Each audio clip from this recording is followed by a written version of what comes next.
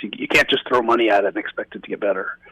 No, and I don't really know what the answer is. I know several years ago when we had a Democratic majority, Democratic governor, was the teacher pay doubled or something? No, we were in the lowest 10% as far as the 50 states was concerned, as far as teacher pay was concerned.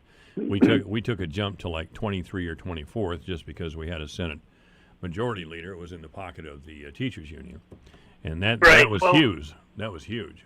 Well, I think the answer is simply competition. And if you think about our college and university system, which is the envy of the world, people come from all over the globe to go to our colleges.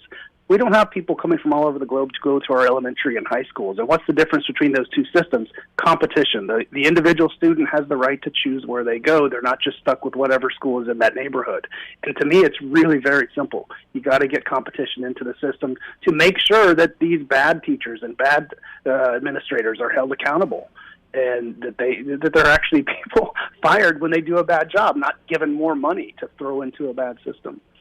I want to get back to the immigration policy thing. All right. Yeah, see, Dean's really picked a fight with me here today. But actually, we might find some common ground here. There is an article from The Week, and The Week is a great magazine. I dropped Time in favor of The Week.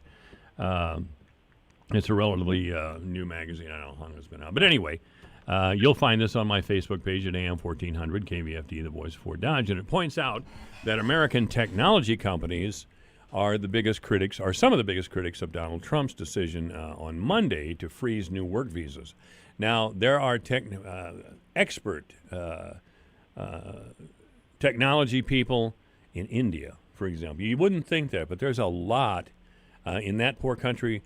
They have an educated elite that is second to none, really. And a lot of those technology people want to come here. And I would welcome them. They're not likely to wind up on welfare, just the opposite. They're likely to make incredible contributions to our economy, our society, and our country. Now, are you going to argue with me here, Dean, or what are you going to do? Oh, not at all. I think we should let them all in, of course. I'm glad that you agree that we should let some of them in. Well, but no doubt you can point to a whole lot of successful upper income immigrants who have done things that have benefited consumers and the nation as a whole, in the sense of creating new ideas and coming up with inventions and new companies that thrive and help us all have better lives. So yeah, I'm with you 100%. Yeah, I don't see, it doesn't make any sense. There's two things that don't make sense to me.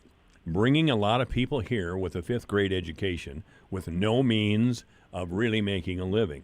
That doesn't make any sense to me at all. I know the compassion thing there, Dr. Liberal, but and I'm not without compassion myself. But if we take this to its logical extremes, we'll have the whole country full of poor people and no way really to support them. But with this more targeted immigration system, where obviously the best and brightest, I don't know what you know, or my niece married a guy from England, and he was a technology guy. And he used to say that everybody in his hometown, which was London, wanted to come to the United States in his particular, in his career path. They all wanted to come here. Let them in. By all means, bring them in. So, excuse me. And I know we have an animal vaccine plan here in town that depends on well-educated people from other countries. Dean Stanzel's our guest. Right. Well, just to be clear, what Trump is proposing, or what he's done to freeze these new work visas, is going to keep those people you were talking about out. It'll keep the other people that we were talking about earlier out as well. But it's going to harm the economy, and it seems in a way politically motivated, kind of a sop to his anti-immigration base. Well, I know, getting back to Florida, that Disney World there in Florida hires a lot of tech people for practically everything. And there was a push on to recruit educated, very talented tech people from other countries because they'd work cheaper. In other words, they were recruiting people from outside the country, bringing them here, having the poor slobs who'd had the jobs a few years, train them in the job that they were about to be laid off from, and then they were replaced at a far less cost. That just sounds like, I'm sorry to say this, greed. It doesn't sound compassionate. It's sure as hell not in the Bible. Well, I mean, the businesses are there to make a profit and to provide goods and services that people want at a price they're willing to pay. So you got to keep costs low. I don't really fault them for that. I know we're probably running out of time. I want to mention the media coverage of COVID briefly here. Okay. Something that I ran across. I hadn't noticed myself. I had to see someone else mention it. But the number of COVID cases, of course, you see that anytime you turn on the TV, is going up and up and almost everywhere. But one thing that hasn't been reported, and there was a Reason article last week on this, the number of COVID deaths, the daily numbers, of course, have gone down by about 75% since April. So while the cases are rising, the deaths are falling, and you don't get that good news. The Washington Post literally has a front page COVID graph every day. It used to be deaths. They switched it to cases because cases is more alarming and more frightening and sells more papers.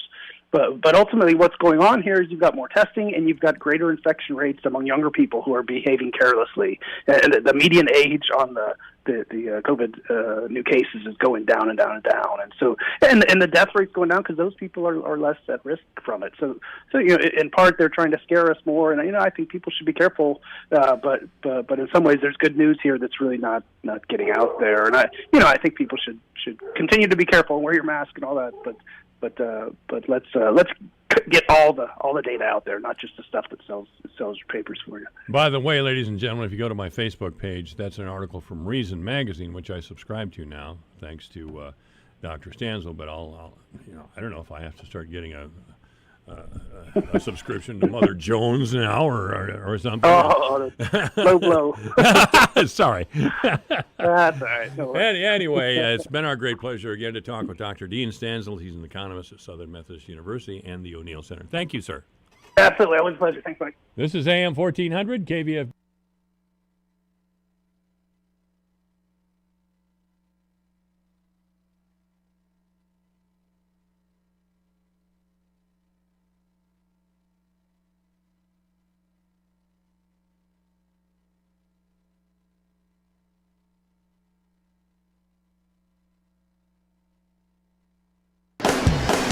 Michael Devine, the Doctor of Truth. Does anyone have anything they'd like to confess? At AM 1400 KVFD. It's 2:31. The news is next. How much money would you like to save just by doing something you're already doing?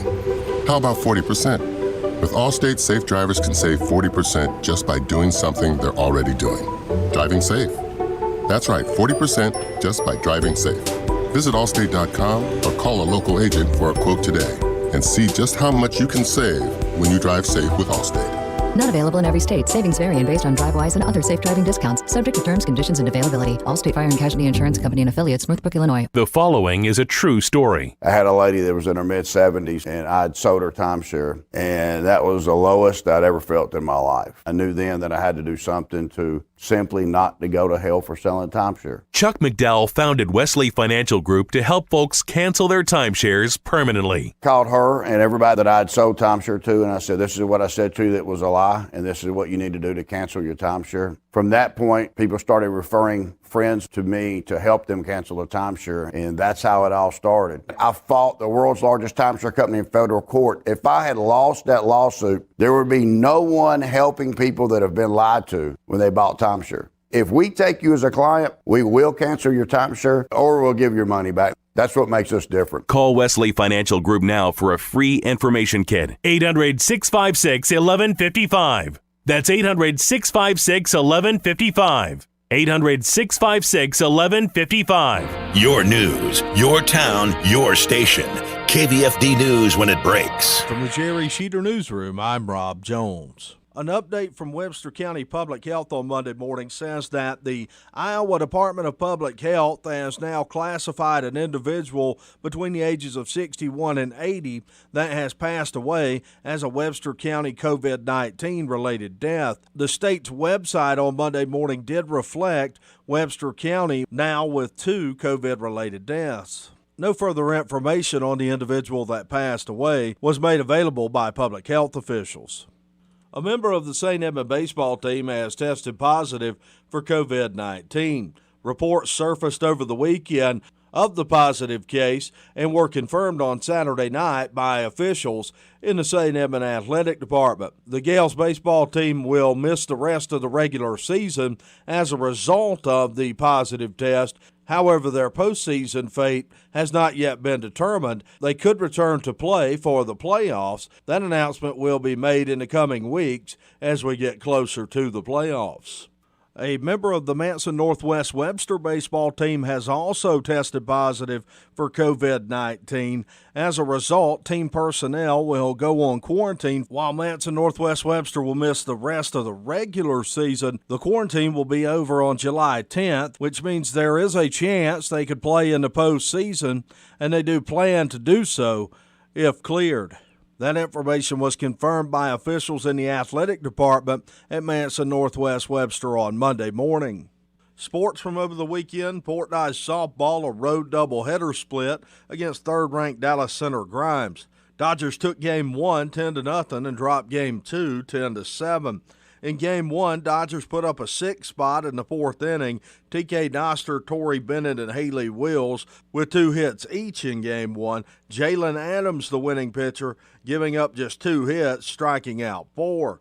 In Game 2, Dodgers had some defensive issues, making 5 errors in the game. Logan Snetzer and Torrey Bennett with 2 hits apiece in Game 2. Malia Lowry with 2 hits and 3 RBIs.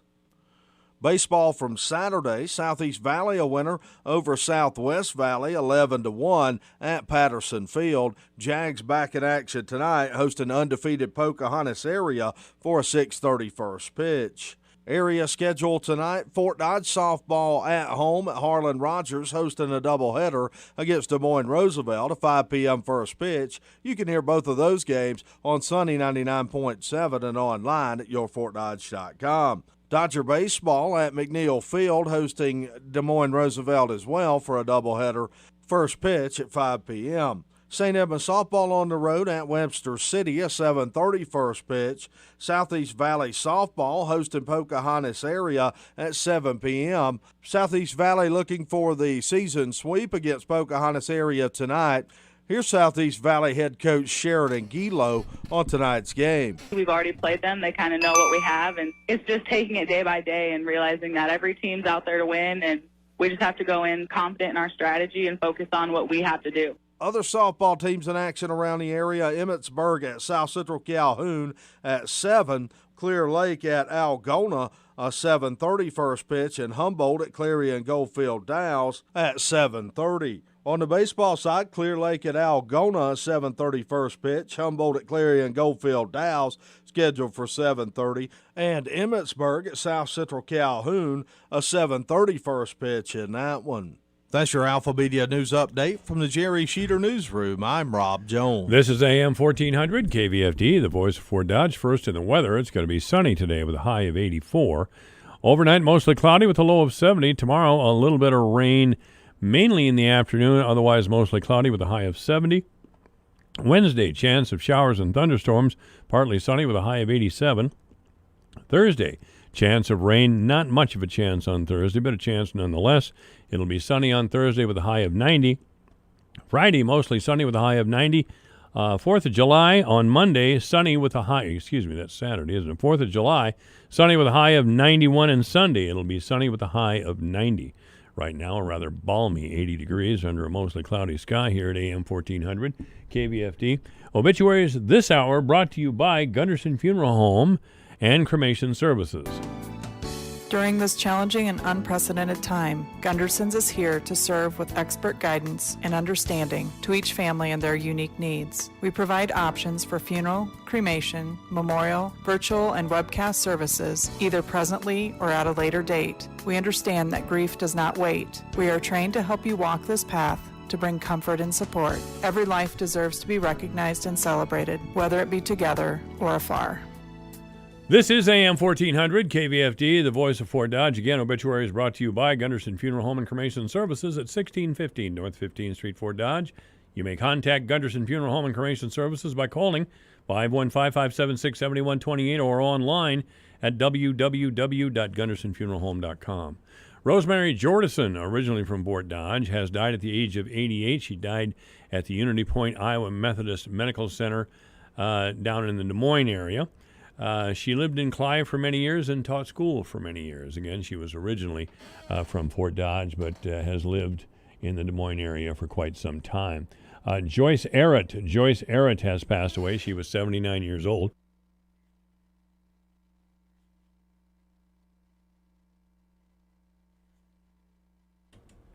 Excuse me. Joyce Arrett passed away last Friday at the Good Samaritan Society in Manson, Iowa. Private family services will be held tomorrow. That's for Joyce Arrett. Stephen Beckett of Clarion has passed away. He passed away Thursday, January 9th at the Iowa Specialty Hospital in Clarion.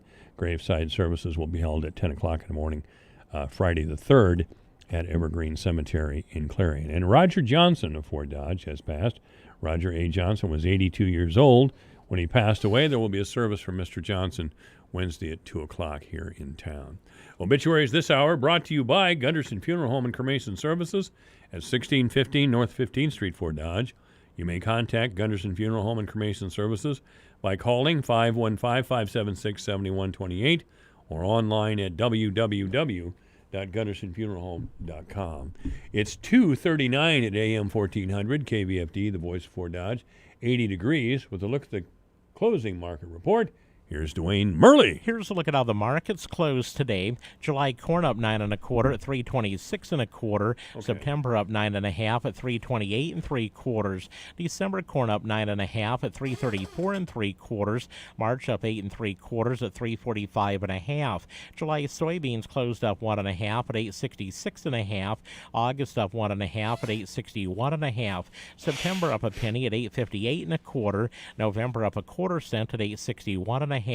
July wheat closed up 11 1/2 at 485 1/2. Soybean meal down 160 a ton at 280.50. June live cattle up 30 cents at $95. August up 45 at 96.47. August feeder cattle up 90 cents at 133.50. September up a half a dollar at 134.27. July lean hogs closed up a dime at 45.37, and August up 32 cents at 48.45. From the farm desk, I'm Dwayne Murley.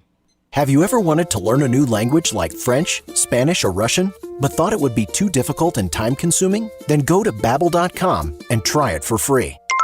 Babbel works because it's built around real life. It teaches you everyday practical conversations that you will actually use. In 15 minutes a day, you'll be on your way to speaking a new language in just a few weeks. Babbel uses a modern conversation-based technique that makes language engaging, fun, and memorable. It starts by teaching you words and phrases. Then, sentences gradually get more complex. Soon, you're practicing short conversations about real-life topics. Babbel is created by language experts who use the spaced repetition method to help you learn quickly and remember what you learned. With Babbel, you can speak a new language. Babbel, language for life. Now try Babbel for free. Just go to Babbel.com and start learning a new language today. That's Babbel.com. Babbel.com. Michael Devine, the Doctor of Truth. Does anyone have anything they'd like to confess? That AM 1400 KVFD. Yes, it is. It's funny how things hit you. I had a friend when I was in high school, and I haven't been in high school in 50 years, a little more than 50 years now. And we were good friends. We were part of a little group. There was Dave, the guy that I'm going to refer to, and Kim, and another Dave, Gary, a couple of Garys. Wasn't a lot of diversity in names in our little neighborhood in Kossuth County way back then. But Dave was a great guy. Dave from Denver, I'll call him, was a great guy, and somebody you could depend on. Great sense of humor, sharp. Turned out he led one of the most interesting lives I've ever heard of. Worked in the Peace Corps. Now he's been a Christian man in the past, and he taught up at a university in Minneapolis for many years as well. We were planning a 50th anniversary class reunion. Not an anniversary, a class reunion. And we got an email from Dave from Denver, and he said, I have liver cancer. And the doctors say that I may only have 14 months to live. But he was very upbeat about it. He said, I've joined a songwriters club. I've done this, I've done that, I've done these other things, and I plan to continue forward and to beat this thing. If anybody could do it, it would be Dave from Denver. Dave from Denver is somebody that you'd love if you gave him if you ever met him, because he's just that kind of guy. So I would ask that you offer up your prayers, your alms, whatever spiritual things that you have to offer. And when you do that, please remember Dave from Denver. Because Dave from Denver, I'll tell you, he's worthy of our prayers. And I can't say that about many people. He's worthy of our prayers. Funny how things hit you. Again, haven't seen the guy much in 50 years. Saw him a couple times at class reunions. We talked briefly. I had the same warm feeling when I saw him as I always had when I knew him years ago. But that's really it. That's the only exchanges I've had with him in all these years. And of course, he's different now. He's a grandfather with white hair, as I am. I have the white beard as well. It's just I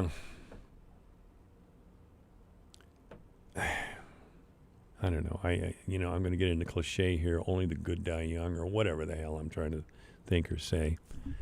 But I'm back on my heels after hearing that from Dave from Denver. Anyway, back to the world as we know it today, which is a world full of strife and ugliness and accusations, and a bunch of middle-class white kids out in the streets screaming their heads off as if they're oppressed or some damn thing, not letting us into grocery stores. And if a man has the guts to drive his truck without hurting anybody into the grocery store parking lot, well, he's fired by his employer. Oh, yes, we don't stand for that sort of thing. What sort of thing do you stand for? A mob rule? Really? What sort of thing do these employers stand for who would do something like that? Do they stand with that motley crew out on a street on Sunday afternoon because Hy-Vee required one of their checkout people to take the BLM sticker off her cash register? That was what this whole thing was all about. And she was being punished in some way, or I don't think she was fired, but she was taken off the cash register. Oh, my God. Well, this got out on social media, and immediately a bunch of dirtbags immediately started protesting around that particular Hy-Vee store in Des Moines. Guy didn't feel like being told he couldn't go to the store that day. Because who were these people to tell him he couldn't go to the store that day? Anybody tell me? Can anybody tell me? No, I don't think so. So he slowly but surely moved his truck through these dirtbags and went to the Hy-Vee store. For his bravery, and I think it is bravery, for his great courage, he was fired by his employer for trying to go to the grocery store and standing up to a bunch of bullies, because that's what they are. Can we face it now? Even if you found sympathy with protesters at first, which I did, the idea that this needs to keep it going until we get change, you are going to get change. And by the way, the world has changed tremendously. The world has changed tremendously. When I was a small guy, segregation still existed. Black people could not go into certain stores or restaurants or bars. I remember. Even after the Civil Rights Act of 1964, there were places that black people could go right here in Fort Dodge, but they better not. Ask older black people that lived in this Fort Dodge here in Fort Dodge forever. There were places where, well, they could go anywhere, but they better not. I was not adverse to laughing at a racist joke back in those days because they were everywhere. In the 70s, there were Pollock jokes everywhere. It wasn't until Pope John II came around that we stopped all that nonsense. But I was not above it, and these holier than now older liberals like, well, let's see, who can I think of that would fit that description? Oh, yeah, Joe Biden, the Weekend at Bernie's guy. Yeah, he probably chuckled at a racist joke back in the 60s or maybe the 70s. Certainly not in public, and he sure wouldn't admit it now. So is this enough? Have we had enough? Are these folks going to realize now that we've had enough? Certainly people have a right to protest. They have no right to burn somebody down. They have no right to spray paint cars. They have no right to be in the streets at their will, at their leisure, at their pleasure. Down in Iowa City, people walked right out on the interstate highway for a while. So I'm looking for law enforcement to get involved. I'm not even thinking that they will in the state of Washington or some of the big liberal states. But this is Iowa, and we have a certain rhythm to our life here. And it's these people's intention to get in the way of that rhythm. That's what Colin Kaepernick was all about. I'm going to stick a hot pin in the most sentimental and sensitive area of your soul so you pay attention to me and my cause. I don't think he has that right. But now the NFL lost their guts, of course. And all of these companies, including the Des Moines Register, it just kills me. All of these companies have spent their lives, their corporate lives, grinding down the wage and benefit packages of workers, are all of a sudden, oh God, here we are. Yes, we're on the side of BLM. Yes, Black Lives Matter will always be down with that. Oh, oppression and poverty. Who the hell is in charge of poverty? Working white people? I don't think so. The white people that work at convenience stores or grocery stores, stocking shelves, Walmart, are those your oppressors? Is that what you think? Because I'm going to tell you, you're wrong. How about the mechanics, the welders? Those people, have they been in charge of your oppression? No. That's right, they haven't.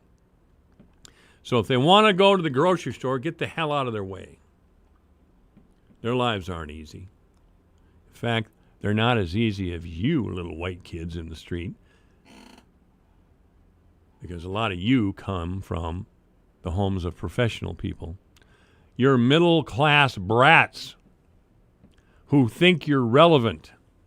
Get out of the street. A guy that's just worked 50 hours a week has to go to the grocery store. Get out of the way.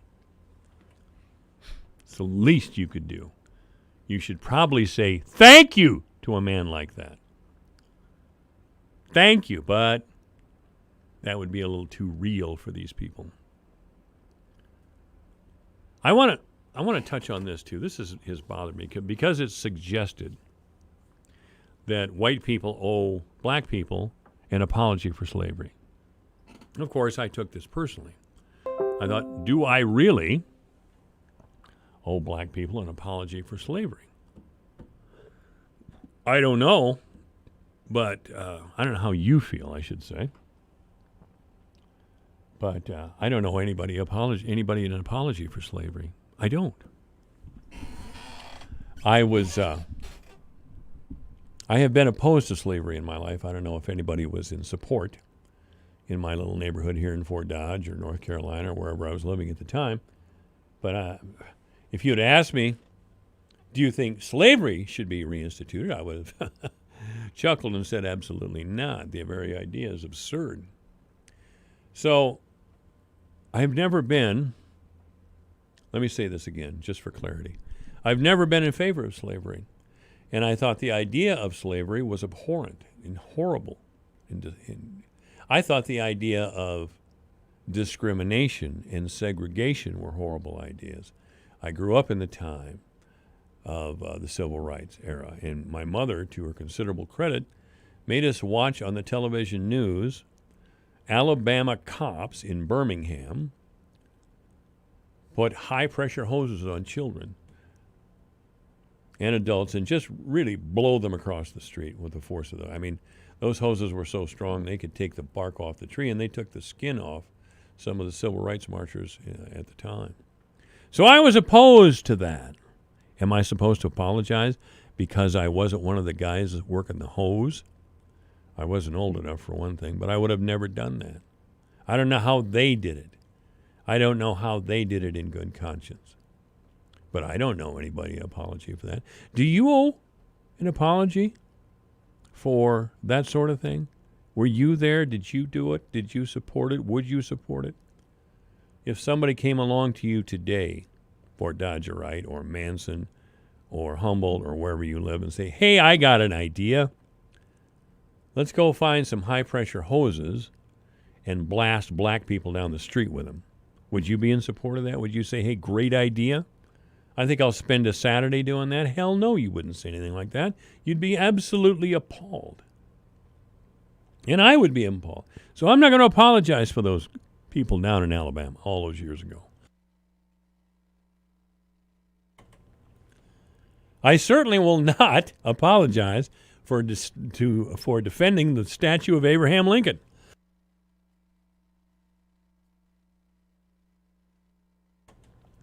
I don't know why Joe Biden is so silent about this. I don't know why Nancy Pelosi is so silent about defending Abraham Lincoln. Why do you think that is? Well, it could be the Democrats are gutless cowards, and they know, from the example of Biden, for example, Biden was toast. I mean, most of the white Democrats don't want Joe Biden, but James Clyburn, African-American congressman from South Carolina, saved him. He rallied black people around Biden's candidacy and saved him, and that's all that Biden needs to know. That's all the DNC has to know. So if you expect Biden, I don't know how ugly it gets. I don't care if Lincoln's statue is torn down. Biden will never say anything about it. He needs the votes. He wants the power. He wants the power. He wants everybody. I mean, don't kid yourself. Every president is a little bit of a megalomaniac. I mean, you have to have a huge ego to want the job in the first place. I mean, Obama had it, Clinton, you name it. Reagan, absolutely, every one of them. They're all a little bit of a megalomaniac. But as to whether white people owe black people an apology for slavery, I would again take issue.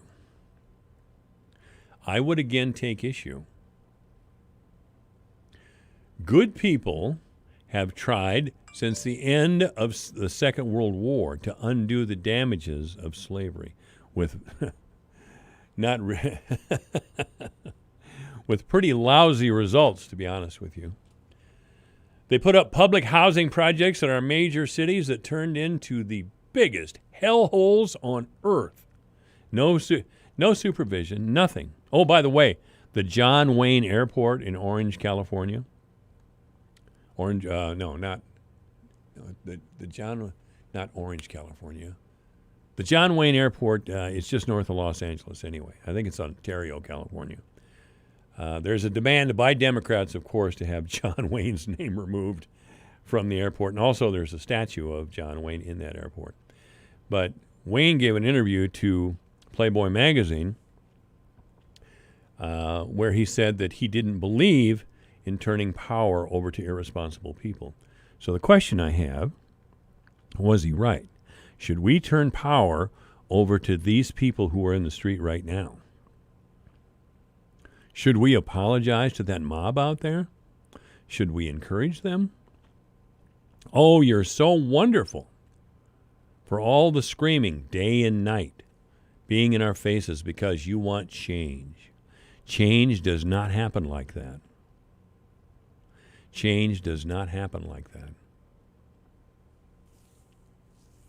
There was a small riot. I hesitate even to call it a riot because a lot of fisticuffs, and there was a bunch of black dudes marching around and yelling about one of their concerns, and what they wanted was soul food in the chow hall. So they got it. It was fine with me. Soul food usually turned out to be chicken and some sort of... Soul food's essentially Southern cooking, and I happen to like that. Chicken and cornbread? Over here, please. Chicken and black-eyed peas and cornbread. Bring that right over here. Yes, I'll have some. Yes. Let me eat in the soul food cafeteria. Then there was another unusual demand. I thought it was unusual. But maybe I'm just a misinformed white man. They demanded a separate barracks for the black GIs because they didn't want to live with us. They said that we were too different. And, therein lies the problem once again. Daniel Patrick Moynihan pointed out that we seem to be two societies who grew up right alongside each other, but we have nothing in common. Nothing in common. And no real way to talk to each other. So, until I start seeing a better turnout at the city square, because the turnout we had last Wednesday on a perfect night concerning some very serious issues in our town and in our state, in our country, until I see Fort Dodge people start standing up a little bit more, I don't think we should even talk about it anymore. Why should we talk about it? Nobody seems to be interested. 3 o'clock, KVFD, Fort Dodge. This is Dave Graveline. Be sure to listen to Into Tomorrow right here on the voice of Fort Dodge, AM 1400 KVFD, Fort Dodge. No end in sight for the pandemic. I'm Rich Dennison, Fox News. The World Health Organization warning the coronavirus outbreak is not even close to being over as the group deploys an investigation team. The head of the World Health Organization saying the agency is sending a team to China next week to investigate where the coronavirus came from. The US has been calling for an inquiry.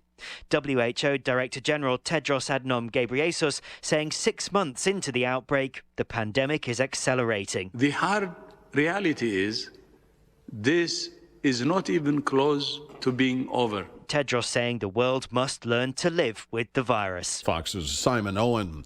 A House committee holding its first hearing today on the forced removal of demonstrators earlier this month from an area near the White House to enable President Trump to walk to a nearby vandalized church. This administration answered demands to end police brutality with more police brutality. Arizona Democratic Congressman Raul Grijalva is the House Natural Resources Committee chair and expressed criticism over the use of force to clear that area. Another deadly shooting in Seattle's Capitol Hill occupied protest or CHOP zone as city officials try to close the area down. One man's been killed, another injured after some of the protesters, apparently their security in the CHOP zone, returned fire on people who were shooting a gun from a vehicle. CHOP zone protester Raz Simone told Fox affiliate Q13. Everybody knows that something needs to change. It's not okay, with everything that's happening. You try to fix one problem, and then another problem happens. You try and stand up for something, and then the other thing happens. There have been several shootings in this CHOP area. In the first one, about 2 weeks ago, a 19-year-old was killed. Police said they tried to respond to that, but were forced out when confronted by angry protesters, and this, they say, meant paramedics could not move into the area safely. Fox's Jessica Rosenthal. America is listening to Fox News.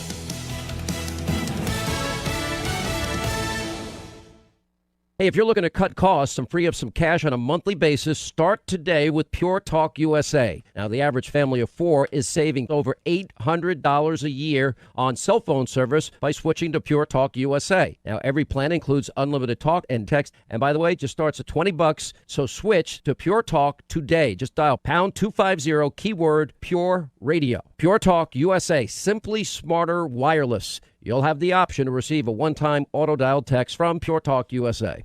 Ahoy! Ahoy! Yoo-hoo! Ahoy! Ahoy! Ahoy! Ahoy there! Ahoy! Ahoy! Ahoy! Ahoy! In the name of the great Neptune! Ahoy! The Tides can turn quick on the water. Progressive's boat insurance has you covered with basic plans starting at $100 a year. Quote today at Progressive.com. Progressive Casualty Insurance Company and Affiliates. Annual premium for a basic liability policy not available in all states. Prices vary based on how you buy. Wyoming Republican Senator John Barrasso reacting to a growing number of coronavirus cases across the country. What you take a look at the numbers across the country, there are some spikes. It's a concern, but not a crisis. We're not turning back. We need to continue getting people back to work. We need to get our schools open, our kids back to school, protect the most vulnerable. At least 17 states are rolling back or postponing coronavirus mitigation efforts because of a dramatic rise in the number of new cases. Texas ordering bars to close and limiting the number of diners and restaurants. California has ordered bars closed in several counties, and a number of Florida beaches will be closing ahead of the 4th of July holiday weekend. The Supreme Court today refusing to block the execution of 4 federal prison inmates who are scheduled to be put to death in July and August. The inmates convicted of killing children wanted their executions halted over concerns about the drugs used in lethal injection. The last federal execution was carried out in 2003. After more than a century and a quarter, Mississippi's flag is undergoing a major change. Since 1894, Mississippi's state flag used a Confederate icon as its canton. Now both houses of the state legislature vote bipartisanly to change the flag, and Mississippi Republican Governor Tate Reeves says he will sign it. There were demonstrators outside the state capitol in Jackson as the lawmakers voted this weekend, waving the flag, insisting the Confederate image stood for heritage. It's the last flag in the Union to feature it. Mississippi voters will be able to pick a design for a new flag this November. Eben Brown, Fox News. The maker of a drug shown to shorten recovery time for severely ill coronavirus patients says it will charge just over $3,100 for patients with private health insurance. In a recent study, treatment with the drug remdesivir shortened recovery time by a third. I'm Rich Dennison, and this is Fox News.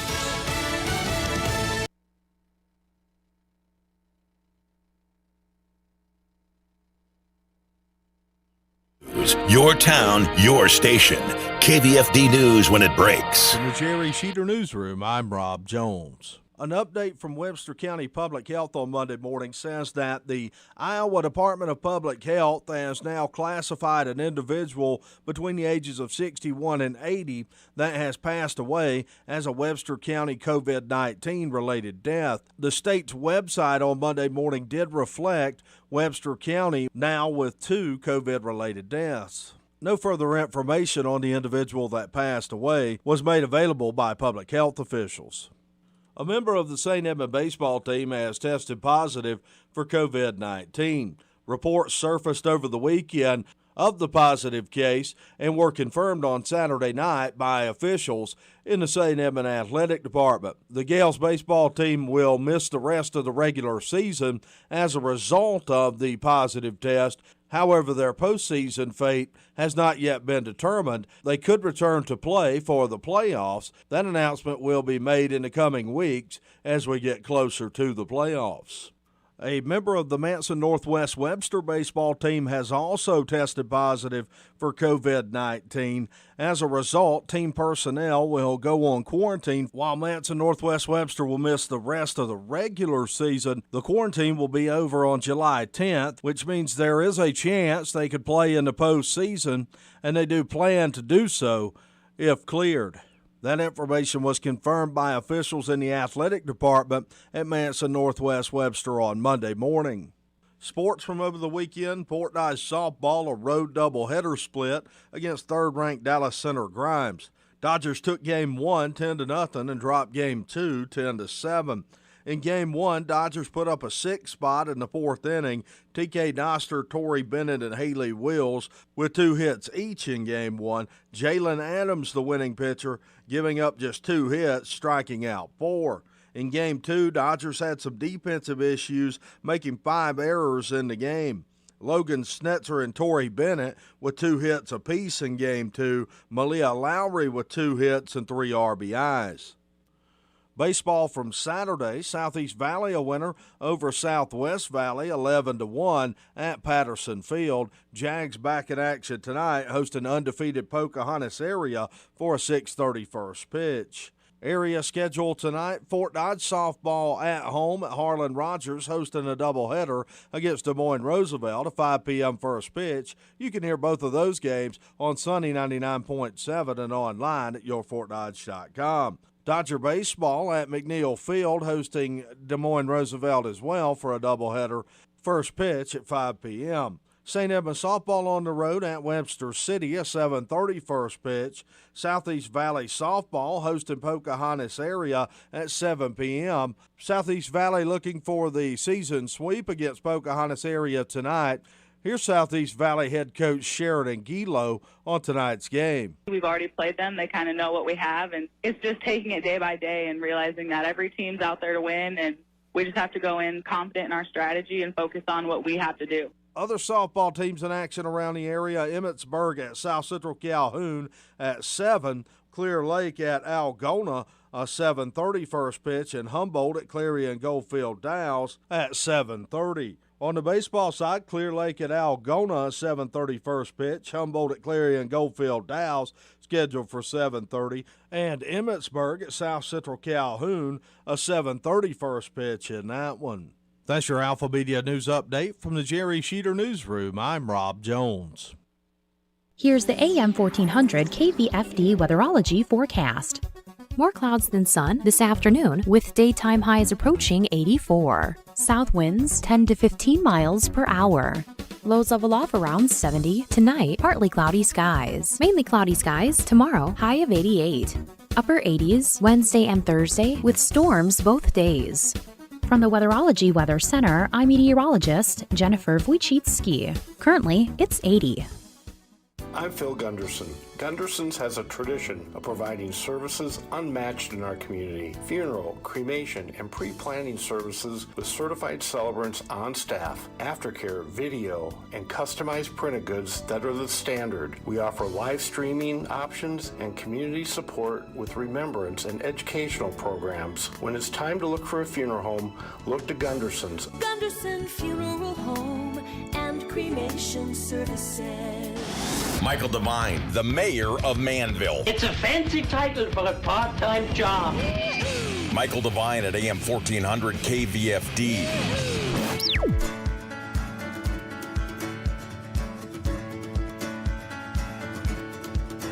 On this edition of the Iowa Business Report, this bill quickly became a bill that covered everybody that had an interaction with the public, that was looking to begin commerce again.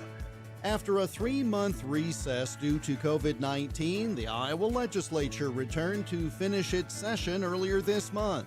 We'll break down some of the key results. For some, video conferencing means turning the video off. We'll explain who does that and why. And we'll meet a man who is now using his 40 years of economic development experience to help individual businesses. This is the Iowa Business Report for the final weekend of June 2020. The Iowa Business Report is presented with support from the Iowa Association of Business and Industry.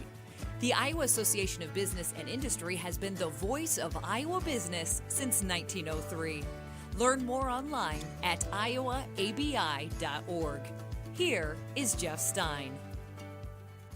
Like many of us, the Iowa General Assembly altered its plans when the global pandemic struck, recessing in mid-March and returning for an intensive week and a half at the beginning of June.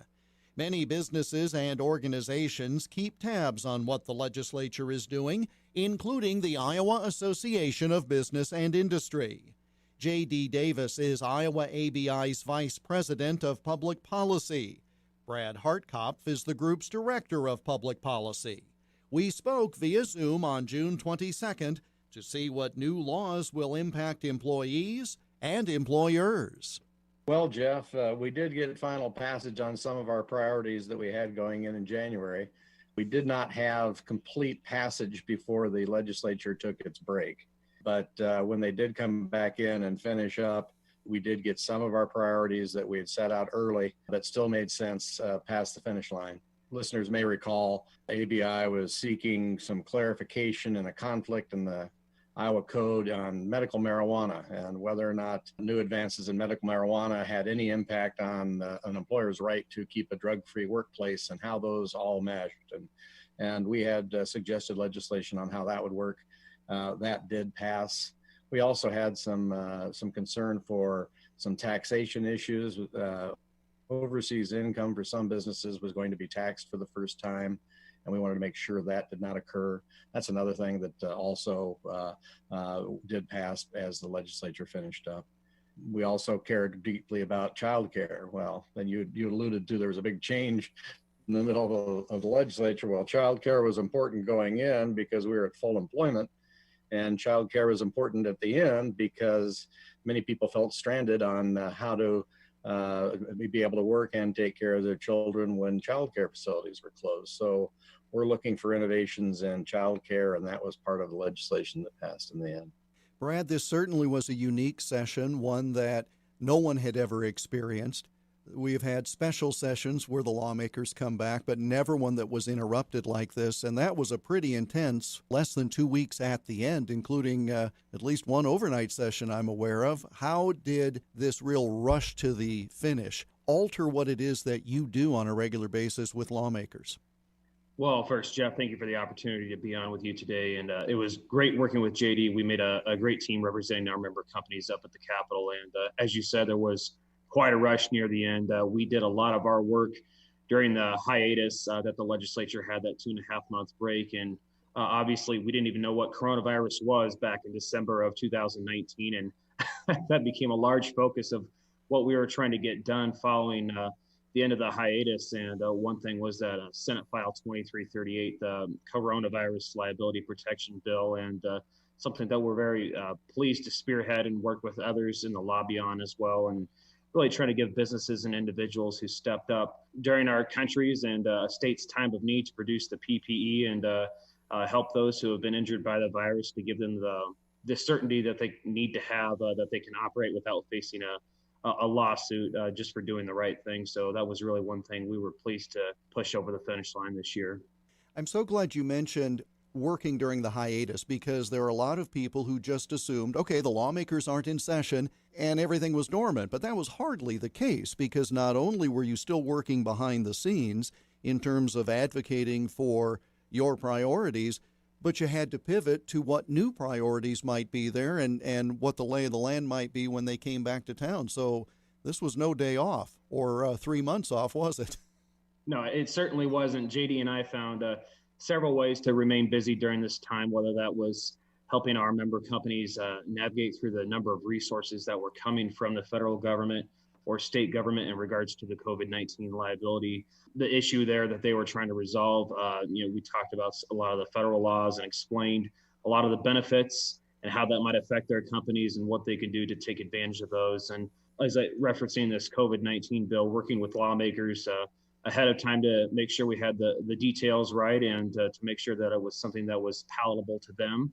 We have to make sure that that's always the case. And we were pleased to find a receptive audience in the General Assembly, and very happy that it got done. JD, that bill with regard to liability is something that many are pointing toward as a model for others to follow in other states, but also at the federal level. Some of it had to do with circumstances. Iowa was going to have to come back and complete a session, and so you were able to be there at the right time when necessary. There was no special session necessary, like was the case in Minnesota last week, and it certainly did not have the positive impact that the Iowa session did. Talk about what it took to form the coalition necessary to get that bill across the finish line. This is a point where it was good that we had the full interim to be able to develop a coalition and really understand the issues that we're facing employers. So the first part of the interim, just as Brad was indicating, we were just trying to help employers keep their workers safe and secure. And so that meant understanding the federal programs, figuring out how to get unemployment insurance to those that must be laid off because production was down. Then it was, how do we climb back out? How do we work about going and bringing our people back? How do we get production back?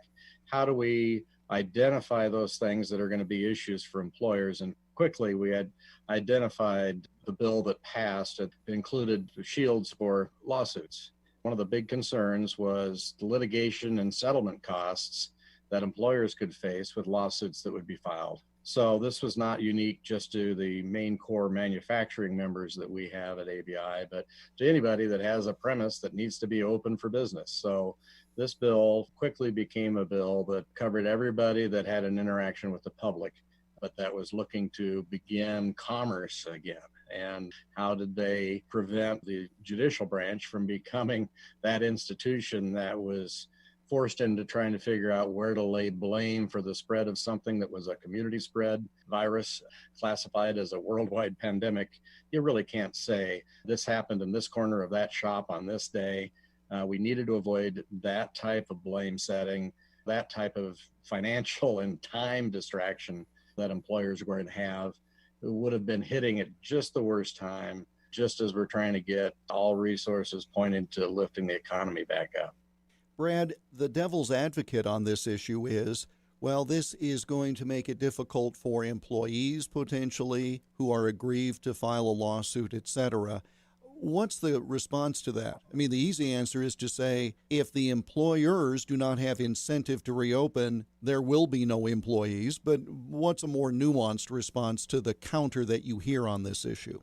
I think some of the folks who are making that argument aren't necessarily explaining everything that is in the bill. You look at several different sections. I think there's 6 or 7 sections, and almost all of them contain provisions that say if an individual or a business is trying to intentionally inflict coronavirus on top of somebody, or if they're trying to harm someone, there's use of reckless disregard, they act with actual malice, then lawsuits may continue to proceed, which is something that we support. And that's something that the legislature demanded be in there, which we were totally fine with because it's the right thing. We're trying to make sure that the good actors, those who stepped up, our manufacturers and are the folks who produce that valuable equipment, and the healthcare providers who did the right thing by taking in folks who were infected, and that they don't have to face unnecessarily frivolous or lawsuit that is not brought in the best intentions, I would say. And so if you look at the text of the bill, this is clearly not shielding bad actors, but making sure that those who did the right thing are protected.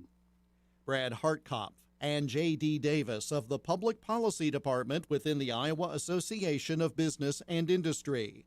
There's much more to the conversation. You can hear it as an IBR Extra podcast. Still to come, who is more likely to turn the video off when video conferencing?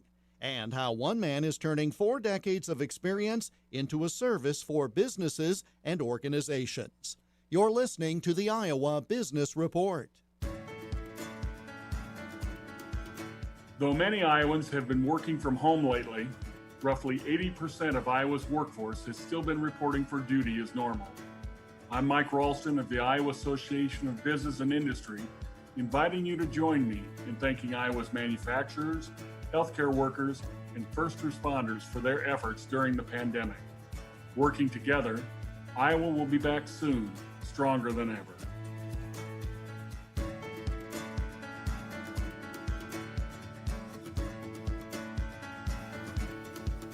The Iowa Business Report is a copyrighted production of Totally Iowa Media, which is solely responsible for its content.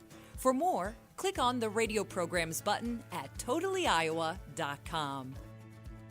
It happens during just about every video conference. One or more attendees will be present in audio-only form, and it appears gender may play the biggest factor in determining who turns the camera off.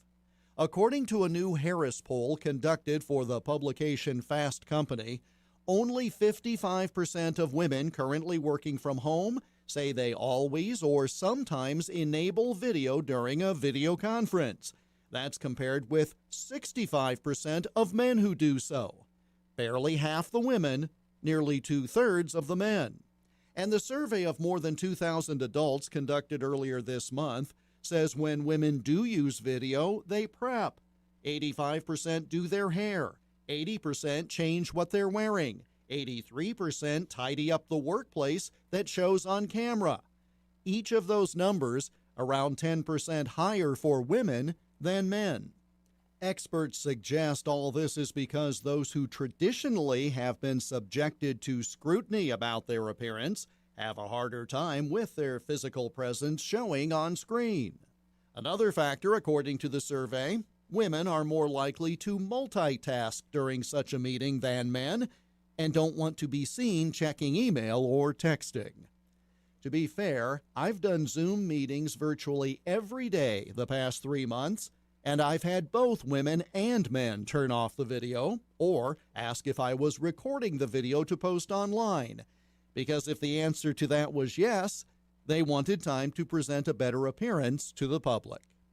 Coming up, getting decades of prime experience on an as-needed basis. You're listening to the Iowa Business Report.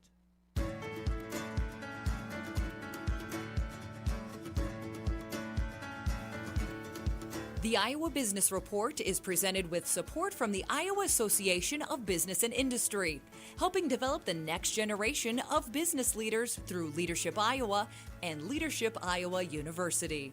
To learn more, go to iowaabi.org.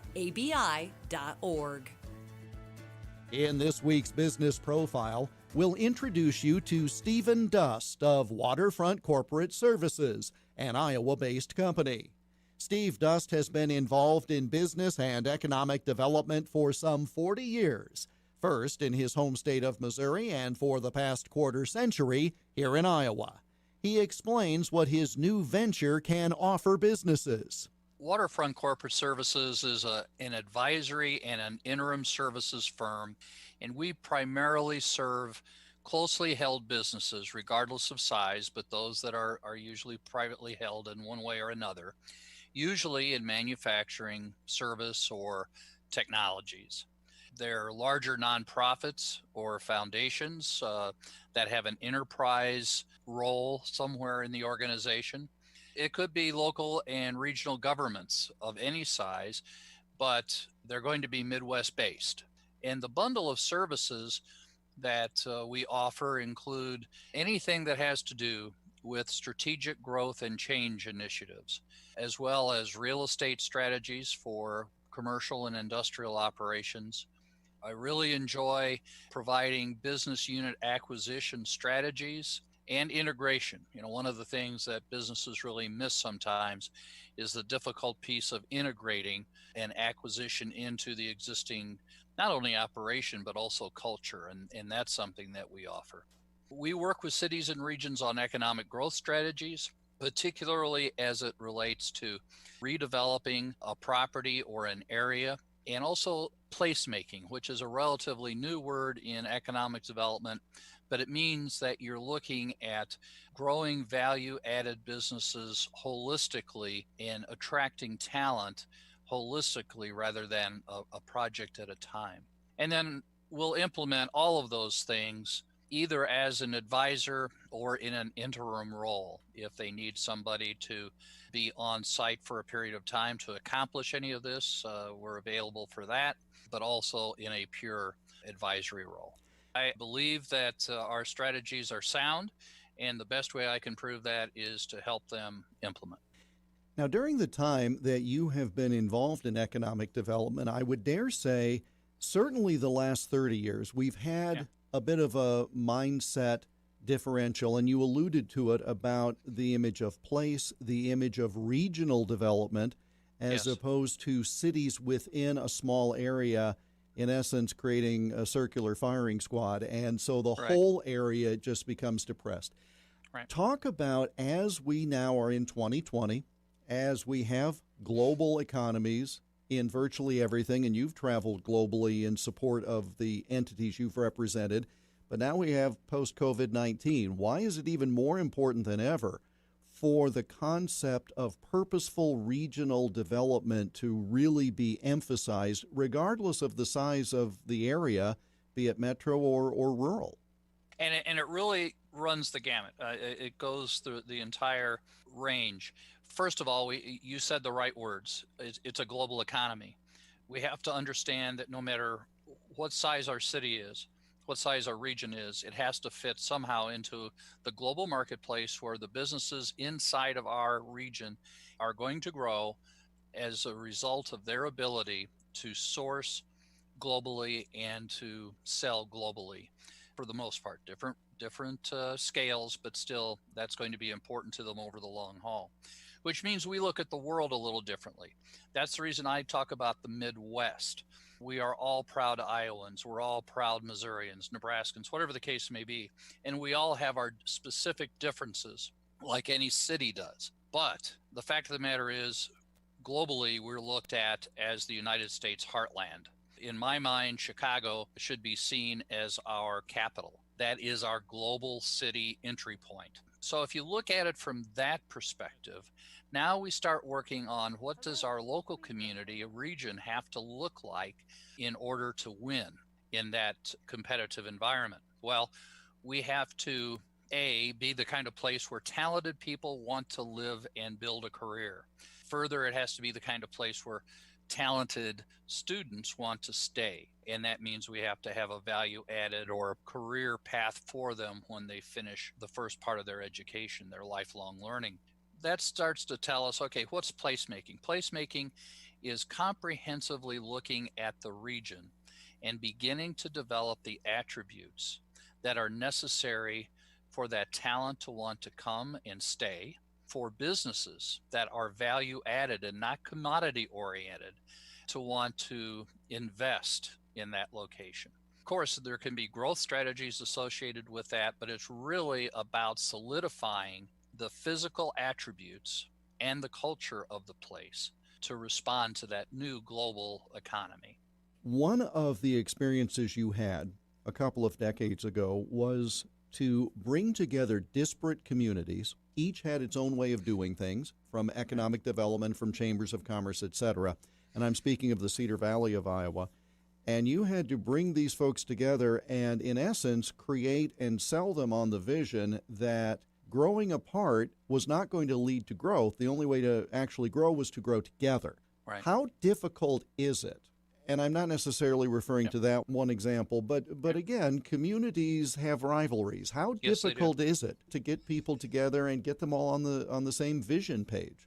Well, I think that that's a terrific question from a mechanic's point of view, and that's how I saw my role as a mechanic, because community leaders had gotten together a year before I arrived to have that conversation and to come to the conclusion that things were better together than apart when it came to economic and community development. And one of the standard things that I say, frankly, in that conversation is, look, I want everybody's football team to win every Friday night. I want everybody's offering plate to be full every Sunday morning.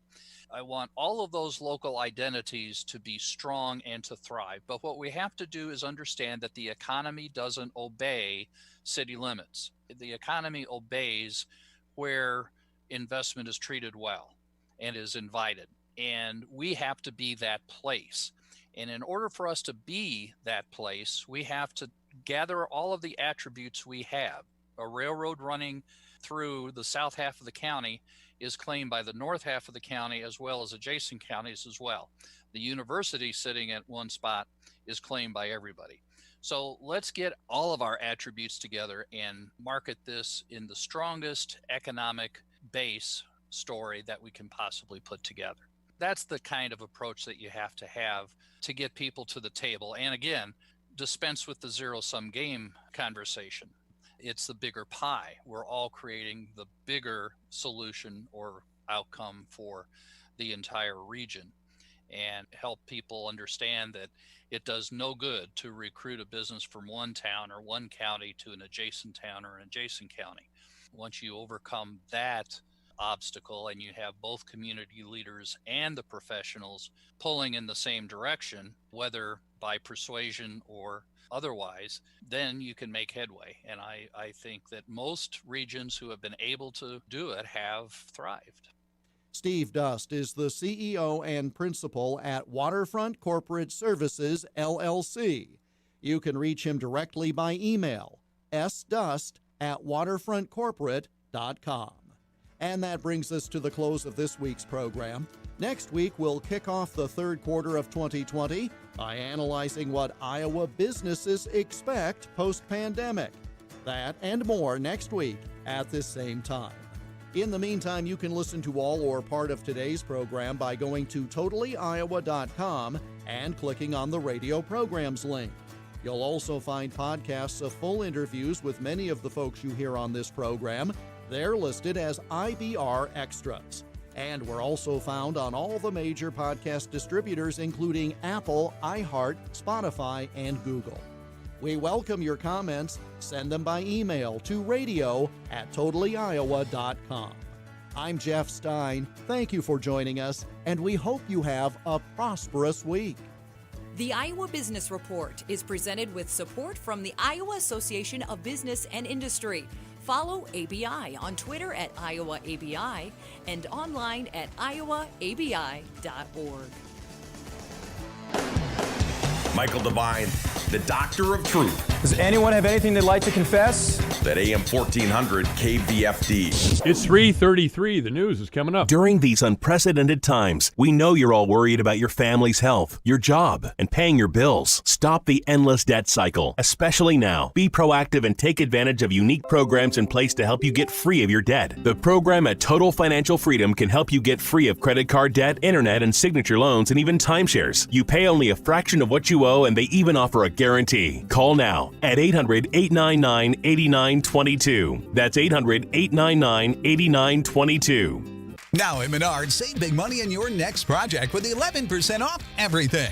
Have a constant supply of hot water with a high-efficiency Encore tankless water heater from Richmond. It's designed to supply continuous hot water for up to 4 bathrooms at the same time. $959.99 after 11% off. Get 11% off everything now at Menards. Good through July 4th. Savings are a mail-in rebate. Some exclusions apply. See store for details. Save big money at Menards. Capital One knows life doesn't alert you about your credit card. Hey, couch surfers, we've got nonstop tunes to keep you rocking while you work. Oh, and Colleen, yes, you Colleen with a K. Your free trial of Movie Plus ends tomorrow, and your card may be charged. Do you want to continue or cancel? So meet Eno, the Capital One assistant. Eno looks out for surprise charges, like when free trials expire, and helps if you need to fix them. Eno, another way Capital One is watching out for your money when you're not. Capital One, what's in your wallet? Limitations apply. Michael Devine, the Doctor of Truth. Does anyone have anything they'd like to confess? That AM 1400 KVFD. From the Jerry Sheeter Newsroom, I'm Rob Jones. An update from Webster County Public Health on Monday morning says that the Iowa Department of Public Health has now classified an individual between the ages of 61 and 80 that has passed away as a Webster County COVID-19 related death. The state's website on Monday morning did reflect Webster County now with 2 COVID-related deaths. No further information on the individual that passed away was made available by public health officials. A member of the St. Edmund baseball team has tested positive for COVID-19.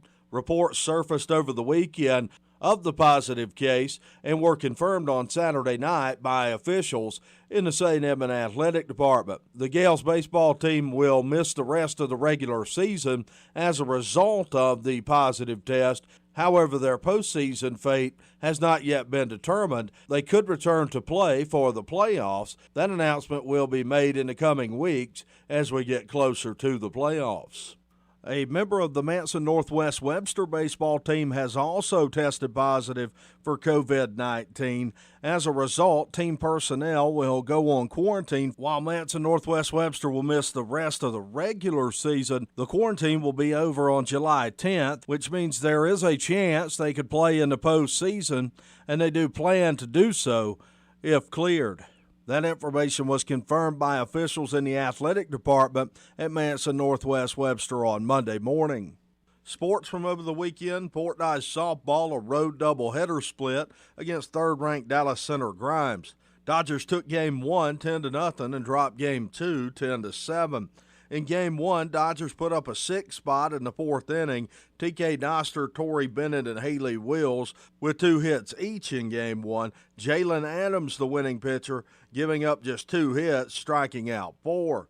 In Game 2, Dodgers had some defensive issues, making 5 errors in the game. Logan Snetzer and Torrey Bennett with 2 hits apiece in Game 2. Malia Lowry with 2 hits and 3 RBIs. Baseball from Saturday, Southeast Valley a winner over Southwest Valley 11-1 at Patterson Field. Jags back in action tonight, hosting undefeated Pocahontas area for a 6:30 first pitch.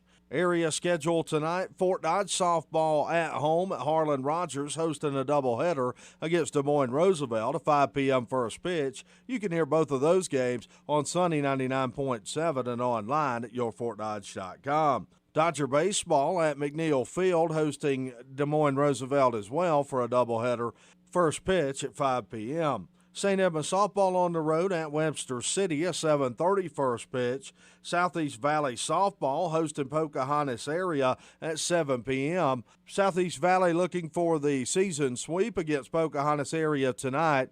Here's Southeast Valley head coach Sheridan Gilo on tonight's game. We've already played them. They kind of know what we have, and it's just taking it day by day and realizing that every team's out there to win, and we just have to go in confident in our strategy and focus on what we have to do. Other softball teams in action around the area, Emmetsburg at South Central Calhoun at 7, Clear Lake at Algona, a 7:30 first pitch, and Humboldt at Cleary and Goldfield Dow's at 7:30. On the baseball side, Clear Lake at Algona, a 7:30 first pitch, Humboldt at Cleary and Goldfield Dow's scheduled for 7:30, and Emmetsburg at South Central Calhoun, a 7:30 first pitch in that one.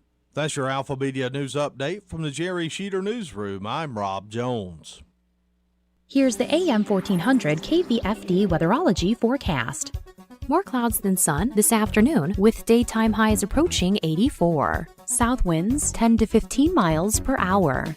Lows level off around 70. Tonight, partly cloudy skies. Mainly cloudy skies tomorrow, high of 88.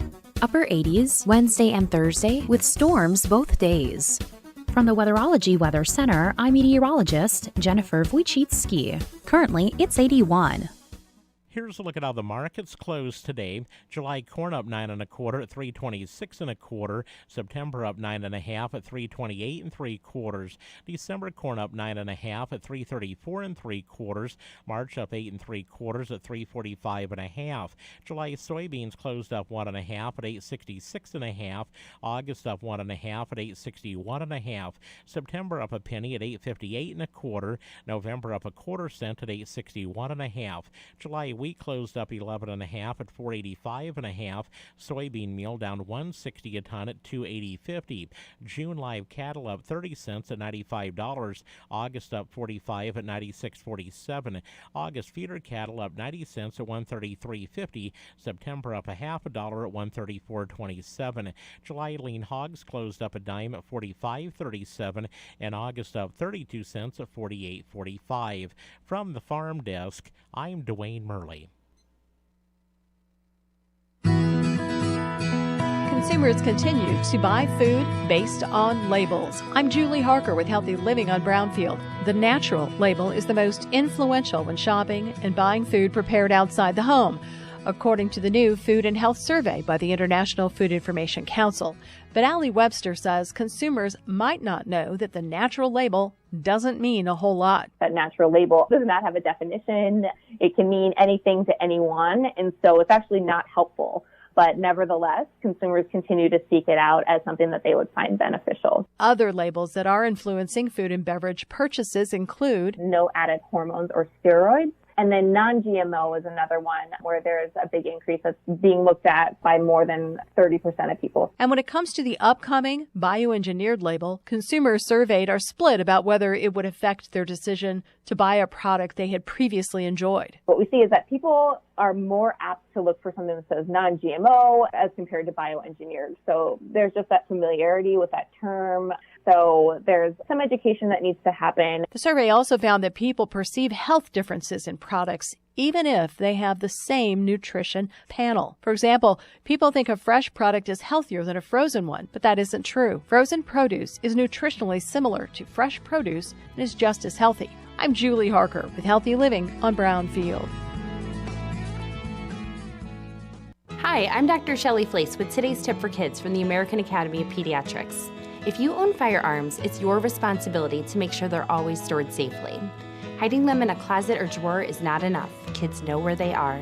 Research shows the risk of injury and death is lower if guns are stored unloaded and locked up, with the ammunition locked in a separate place. This is important when children are young, as well as when they grow into teenagers. For more, talk with your pediatrician or visit healthychildren.org. Hi, I'm Dr. Shelley Flace with today's tip for kids from the American Academy of Pediatrics. The nicotine in e-cigarettes is addictive and can harm brain development. That's why I worry about teens who try e-cigarettes. Many young people use pod-based e-cigarettes like Juul, which have high levels of nicotine. And because teens' brains are still developing, they can quickly become addicted. The tobacco industry uses fruit and candy flavors to attract young people, often turning them into lifelong users. For more, visit healthychildren.org.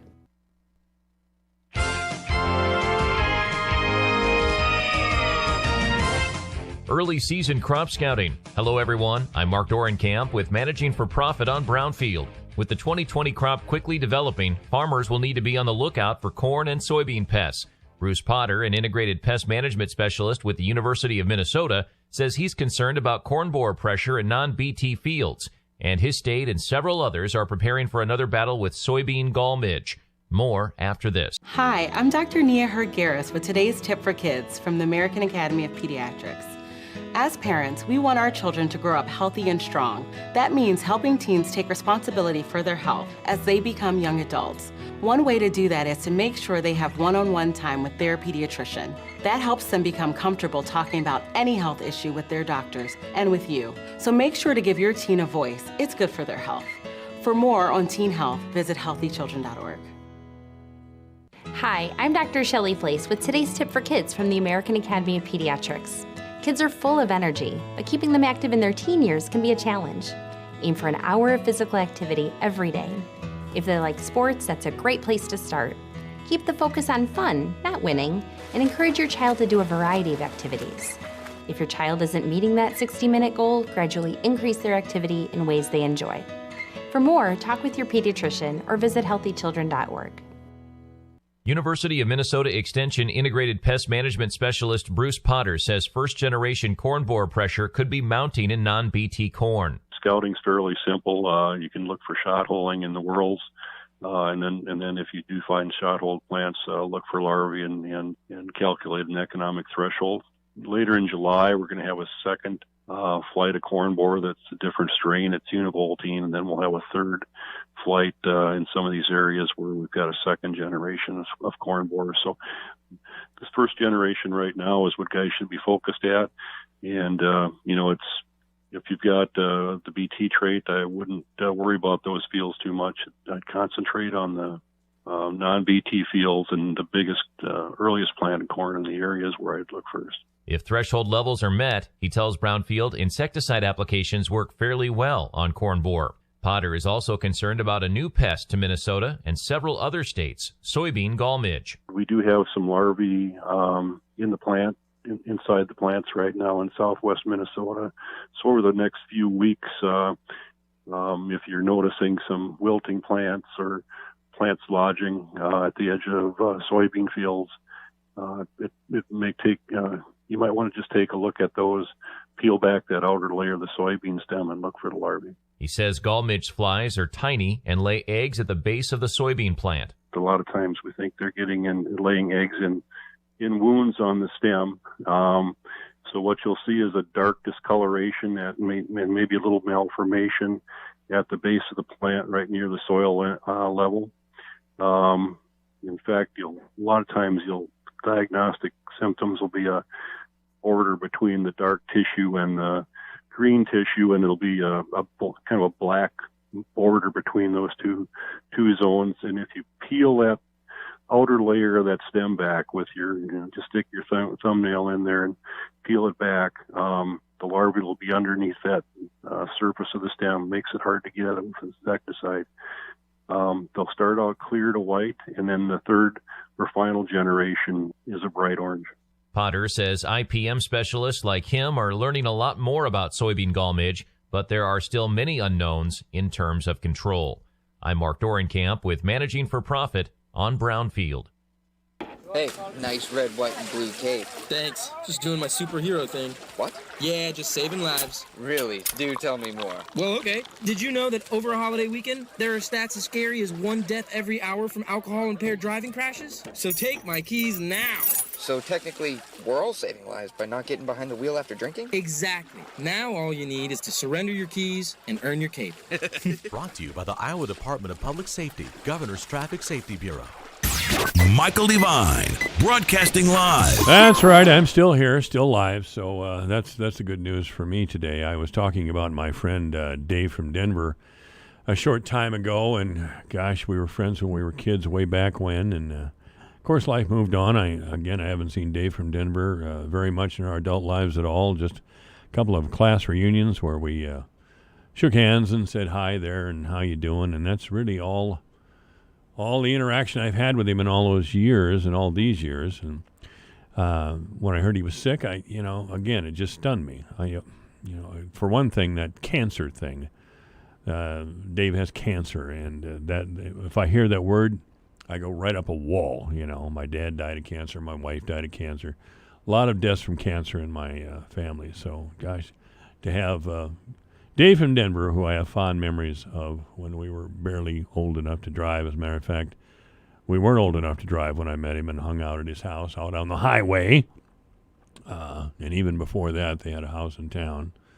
Dave from Denver and his family had a house in town. And I remember going by there a couple of times, long time ago. But I guess we have all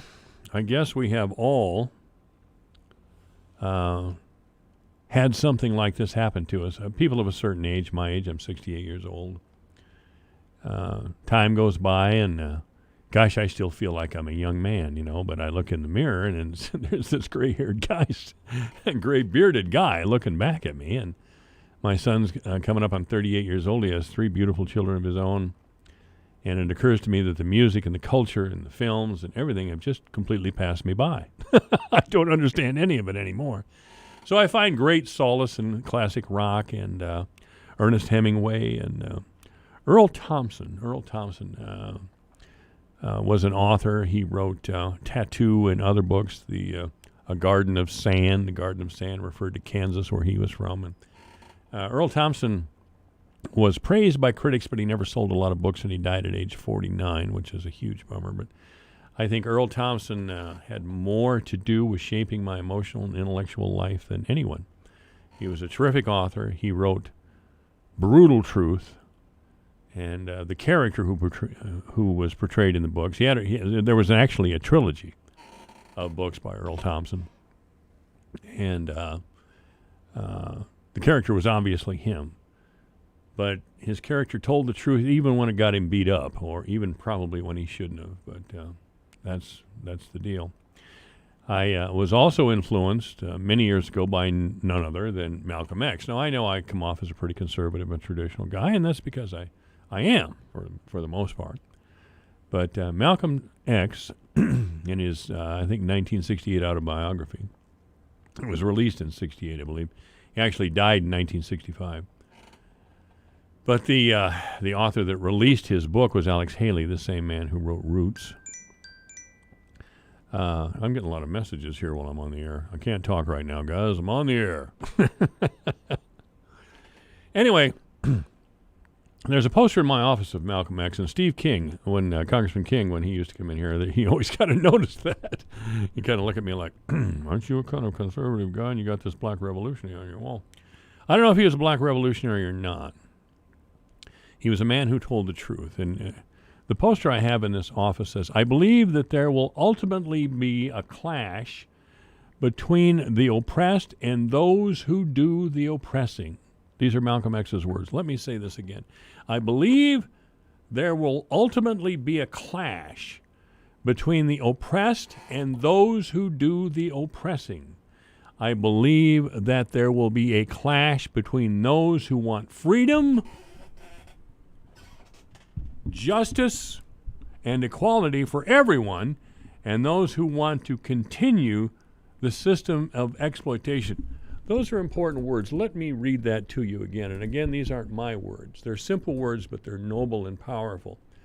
I believe there will be a clash between those who want freedom, justice, and equality for everyone, and those who want to continue the system of exploitation. Wow. Malcolm X goes on to say, I believe there will be that kind of clash, but I don't think it will be based on the color of skin.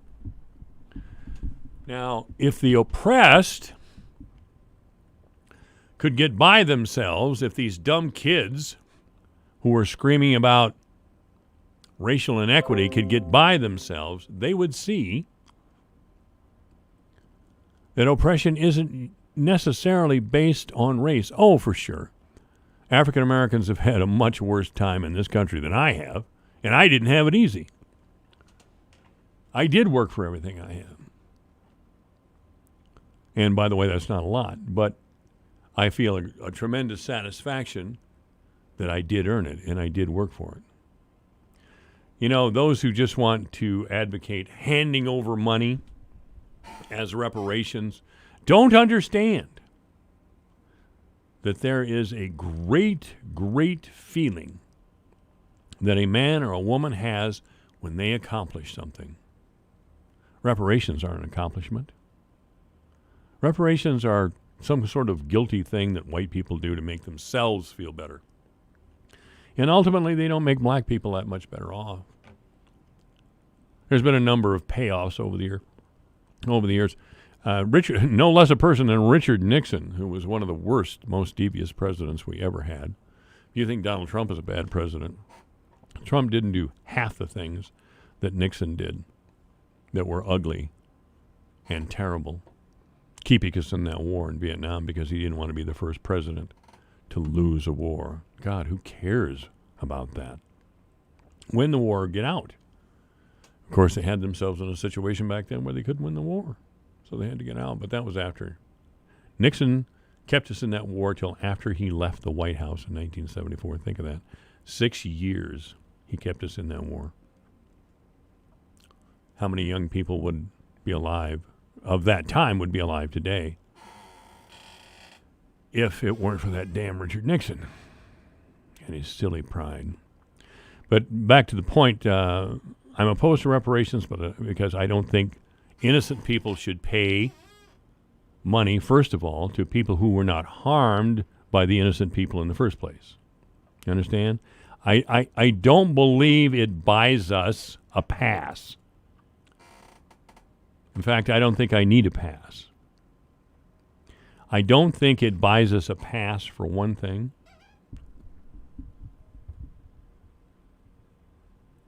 I believe it's not money that's earned. And that's one of the worst things we can do to people. Here, I'm so wonderful, I'm going to give you money, and now you'll have to love me, or I'm going to feel better. AM 1400 KVFD, good afternoon, you're on the air. Hey, your buddy LBJ got us in that war. Actually, it was Eisenhower, but that's okay. No, LBJ started that war. No, actually, Eisenhower sent troops. Kennedy sent troops, advisors they were called at the time. Lyndon Johnson did escalate it. I thought, and I continue to believe that Lyndon Johnson was one of our best presidents, but his finest moments didn't come from escalating the war. It was foolish. He trusted Westmoreland far too much. Westmoreland really wasn't that bright, by the way. He was not a bright guy. He was a career Army soldier, but big deal. So I think with Johnson's accomplishments, noticeably, the Voting Rights Act, the Civil Rights Act, and the Fair Housing Act, that's an impressive resume for that And time. how did he get those passed? Because he was a wheeler dealer in the Senate. He knew how to get it done. He was in the Senate for many years. There's a book out. Yeah, but the Republicans had to make it happen for him. The Democrats weren't going to make it happen. Well, there could have been, and I don't know about that. I'll take your word for it. But the South was solidly Democratic at the time. They were for states' rights, but they still wanted federal money from Washington. So that do you know the split there? I mean, how many Republicans in Congress assisted Johnson? Well, in one of them, it was like 30-2 Republicans on the Senate side. 30-2? And, yeah, 30-2, and there wasn't enough Democrats to make it pass. Neither side. Without the Republican support, none of it would have passed. Well, I believe that. I read. Let's see, what is his name? Robert. Anyway, he wrote a trilogy about Lyndon Johnson, and one of the books was Master of the Senate, about Johnson's Senate years. And Lyndon Johnson, a lot of people my age thought he was a moron because he was a big guy and he talked Southern, he talked slow, and he didn't look real good on camera.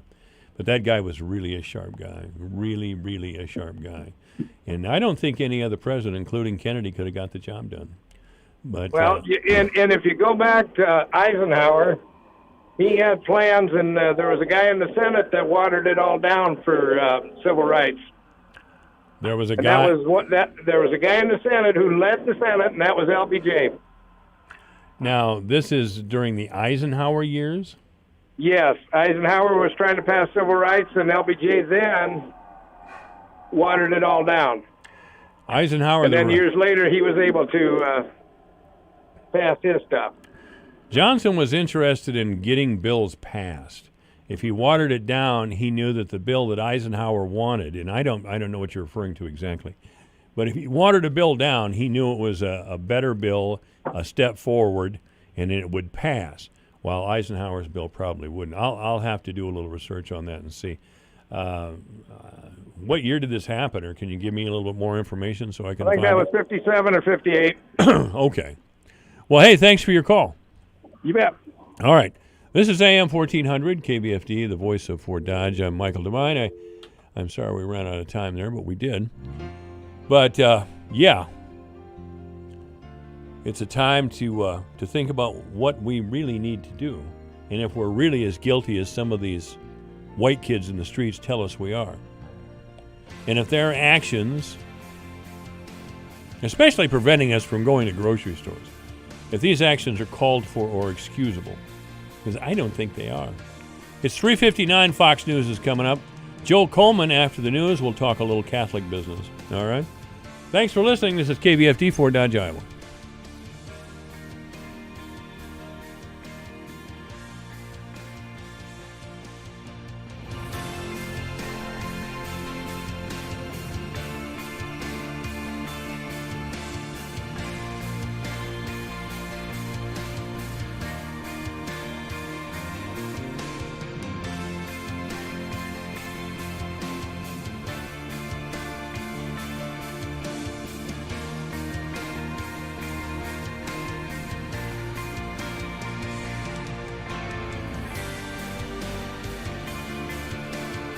Hi, this is Gary Rima, the voice of the University of Northern Iowa Panthers, and this is the home for Panther Sports, the voice of Fort Dodge, KVFD, Fort Dodge.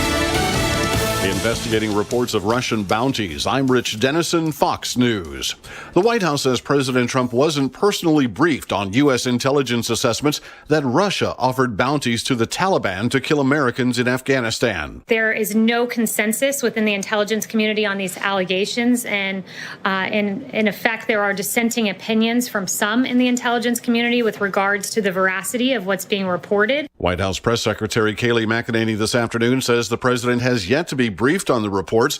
The president earlier tweeting he was not briefed because the evidence against Russia is not credible. The Supreme Court today in a 5-4 ruling striking down a Louisiana law regulating abortion clinics. Chief Justice John Roberts joining with his 4 more liberal colleagues in a ruling that the law requiring doctors who perform abortions have admitting privileges at nearby hospitals violates the abortion rights the court first announced in the 1973 Roe v. Wade decision. A suspect dubbed the Golden State Killer pleading guilty today to a number of murders, rapes, kidnappings, and other crimes committed in the 70s and 80s. The now 74-year-old former police officer Joseph James D'Angelo was wheeled into the large university ballroom wearing a face shield. You cannot change your mind after I accept your pleas today. Do you understand, sir? Yes. Deputy District Attorney Tin Ho said the number of crimes D'Angelo committed in several counties was staggering, encompassing 13 known murders and almost 50 rapes. D'Angelo said guilty to the murders and kidnappings, and I admit to crimes uncharged due to statute of limitations. He will be sentenced in August to multiple life sentences. Fox's Jessica Rosenthal. D'Angelo was spared the death penalty through a plea deal.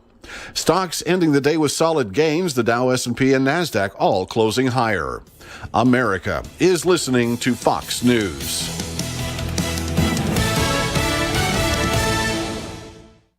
Hey, if you're looking to cut costs and free up some cash on a monthly basis, start today with Pure Talk USA. Now, the average family of 4 is saving over $800 a year on cell phone service by switching to Pure Talk USA. Now, every plan includes unlimited talk and text. And by the way, it just starts at $20. So switch to Pure Talk today. Just dial pound 250 keyword Pure Radio. Pure Talk USA, simply smarter wireless. You'll have the option to receive a one-time auto-dialed text from Pure Talk USA.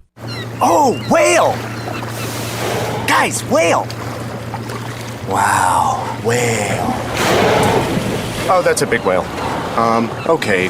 Whale. Oh no, whale! The tides can turn quick on the water. Progressive's boat insurance has you covered. Get a quote today in as little as 3 minutes at Progressive.com. Well, at least it wasn't a shark, am I right? Progressive Casualty Insurance Company and Affiliates. Government officials in Tehran have issued dozens of arrest warrants for President Trump, a move U.S. Special Representative for Iran Brian Hook calls a political stunt. This has nothing to do with national security, international peace, or promoting stability. And so we see it for what it is. It's a propaganda stunt that no one takes seriously and makes the Iranians look foolish. Iran says the president is guilty of ordering a drone strike that killed a top Iranian general in Baghdad. Meantime, U.S. and Saudi officials want the arms embargo on Iran extended. The European Union is finalizing a list of countries whose citizens will be allowed back into Europe in coming days, but Americans aren't among those able to make the trip. The EU is reopening its borders to some countries who have been able to keep down coronavirus infection rates, but point to growing numbers in the U.S. as a reason to keep Americans out of Europe for the time being. Travelers from Brazil, India, and Russia are also barred from entry. The ongoing pandemic hits another grim milestone. The number of people losing their lives in the coronavirus pandemic passing 500,000, according to a global tally from Johns Hopkins University. Around 1 in 4 of those deaths have been in the United States.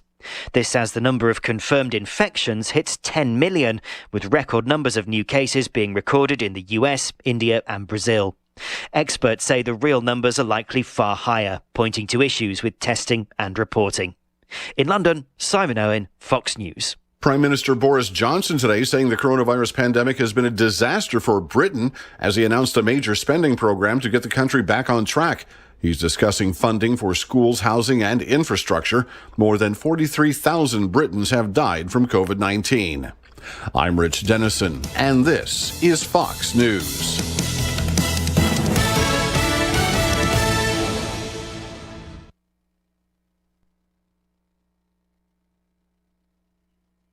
Your town, your station.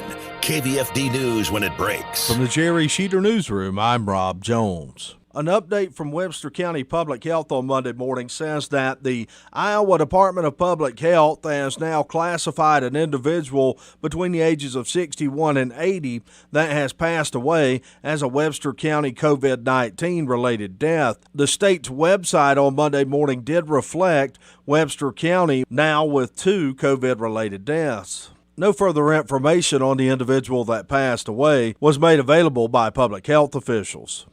A member of the St. Edmund baseball team has tested positive for COVID-19.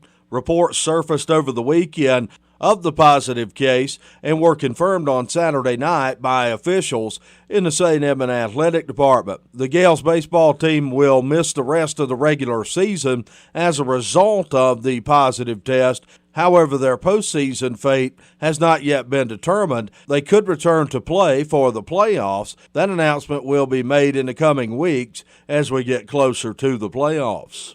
A member of the Manson Northwest Webster baseball team has also tested positive for COVID-19. As a result, team personnel will go on quarantine while Manson Northwest Webster will miss the rest of the regular season. The quarantine will be over on July 10th, which means there is a chance they could play in the postseason, and they do plan to do so if cleared. That information was confirmed by officials in the athletic department at Manson Northwest Webster on Monday morning. Sports from over the weekend, Portneuf softball, a road doubleheader split against third-ranked Dallas Center Grimes. Dodgers took Game 1 10-0 and dropped Game 2 10-7. In Game 1, Dodgers put up a 6 spot in the 4th inning. TK Noster, Torrey Bennett, and Haley Wills with 2 hits each in Game 1. Jalen Adams, the winning pitcher, giving up just 2 hits, striking out 4. In Game 2, Dodgers had some defensive issues, making 5 errors in the game. Logan Snetzer and Torrey Bennett with 2 hits apiece in Game 2. Malia Lowry with 2 hits and 3 RBIs. Baseball from Saturday, Southeast Valley a winner over Southwest Valley 11-1 at Patterson Field. Jags back in action tonight, hosting undefeated Pocahontas area for a 6:30 first pitch. Area schedule tonight, Fort Dodge softball at home at Harlan Rogers, hosting a doubleheader against Des Moines Roosevelt, a 5 p.m. first pitch. You can hear both of those games on Sunny 99.7 and online at yourfortdodge.com. Dodger baseball at McNeil Field, hosting Des Moines Roosevelt as well for a doubleheader, first pitch at 5 p.m. St. Edmunds softball on the road at Webster City, a 7:30 first pitch. Southeast Valley softball hosting Pocahontas area at 7 p.m. Southeast Valley looking for the season sweep against Pocahontas area tonight. Here's Southeast Valley head coach Sheridan Gilo on tonight's game. We've already played them. They kind of know what we have, and it's just taking it day by day and realizing that every team's out there to win, and we just have to go in confident in our strategy and focus on what we have to do. Other softball teams in action around the area, Emmetsburg at South Central Calhoun at 7, Clear Lake at Algona, a 7:30 first pitch, and Humboldt at Cleary and Goldfield Dow's at 7:30. On the baseball side, Clear Lake at Algona, a 7:30 first pitch, Humboldt at Cleary and Goldfield Dow's scheduled for 7:30, and Emmetsburg at South Central Calhoun, a 7:30 first pitch in that one. That's your Alpha Media News Update from the Jerry Sheeter Newsroom. I'm Rob Jones. Here's the AM 1400 KVFD weatherology forecast. More clouds than sun this afternoon, with daytime highs approaching 84. South winds 10 to 15 miles per hour. Lows level off around 70. Tonight, partly cloudy skies. Mainly cloudy skies tomorrow, high of 88. Upper 80s Wednesday and Thursday, with storms both days. From the Weatherology Weather Center, I'm meteorologist Jennifer Wojcicki. Currently, it's 82.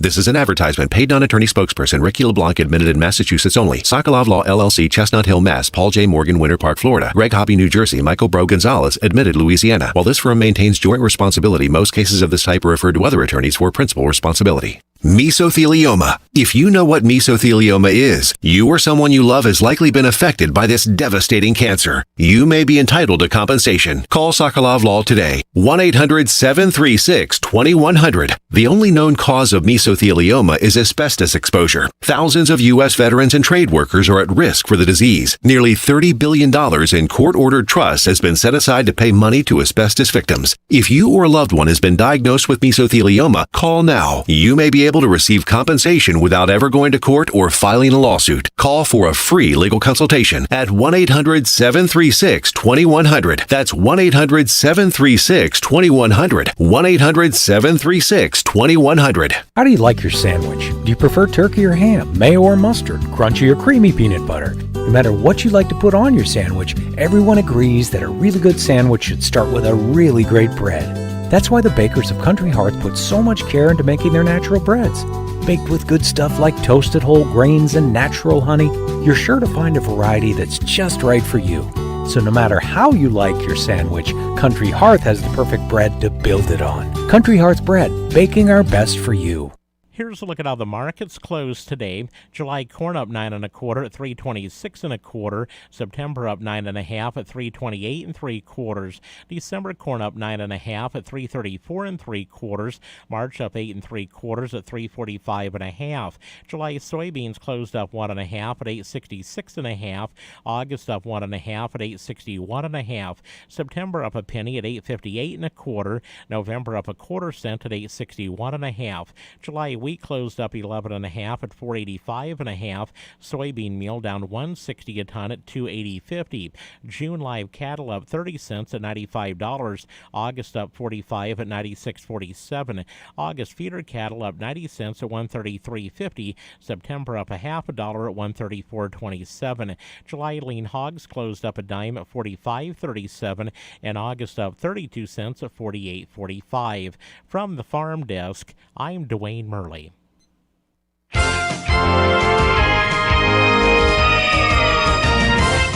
Early season crop scouting. Hello everyone, I'm Mark Dorenkamp with Managing for Profit on Brownfield. With the 2020 crop quickly developing, farmers will need to be on the lookout for corn and soybean pests. Bruce Potter, an integrated pest management specialist with the University of Minnesota, says he's concerned about corn borer pressure in non-BT fields, and his state and several others are preparing for another battle with soybean gall midge. More after this. Hi, I'm Dr. Nia Hurd-Garris with today's tip for kids from the American Academy of Pediatrics. As parents, we want our children to grow up healthy and strong. That means helping teens take responsibility for their health as they become young adults. One way to do that is to make sure they have one-on-one time with their pediatrician. That helps them become comfortable talking about any health issue with their doctors and with you. So make sure to give your teen a voice. It's good for their health. For more on teen health, visit healthychildren.org. Hi, I'm Dr. Shelley Flace with today's tip for kids from the American Academy of Pediatrics. Kids are full of energy, but keeping them active in their teen years can be a challenge. Aim for an hour of physical activity every day. If they like sports, that's a great place to start. Keep the focus on fun, not winning, and encourage your child to do a variety of activities. If your child isn't meeting that 60-minute goal, gradually increase their activity in ways they enjoy. For more, talk with your pediatrician or visit healthychildren.org. University of Minnesota Extension Integrated Pest Management Specialist Bruce Potter says first-generation corn borer pressure could be mounting in non-BT corn. Scouting's fairly simple. You can look for shot holing in the whorls, and then if you do find shot hole plants, look for larvae and calculate an economic threshold.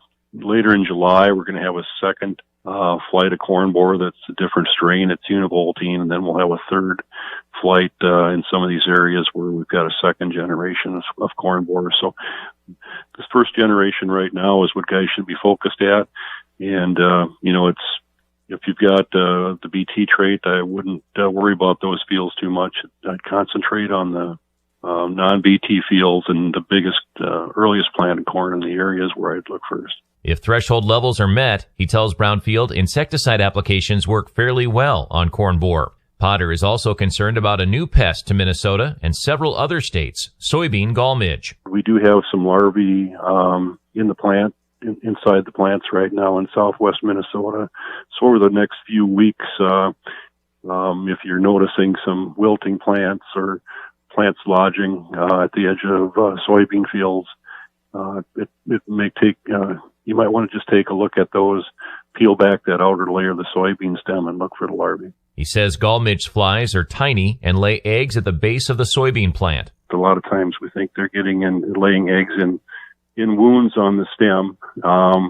So what you'll see is a dark discoloration and maybe a little malformation at the base of the plant right near the soil level.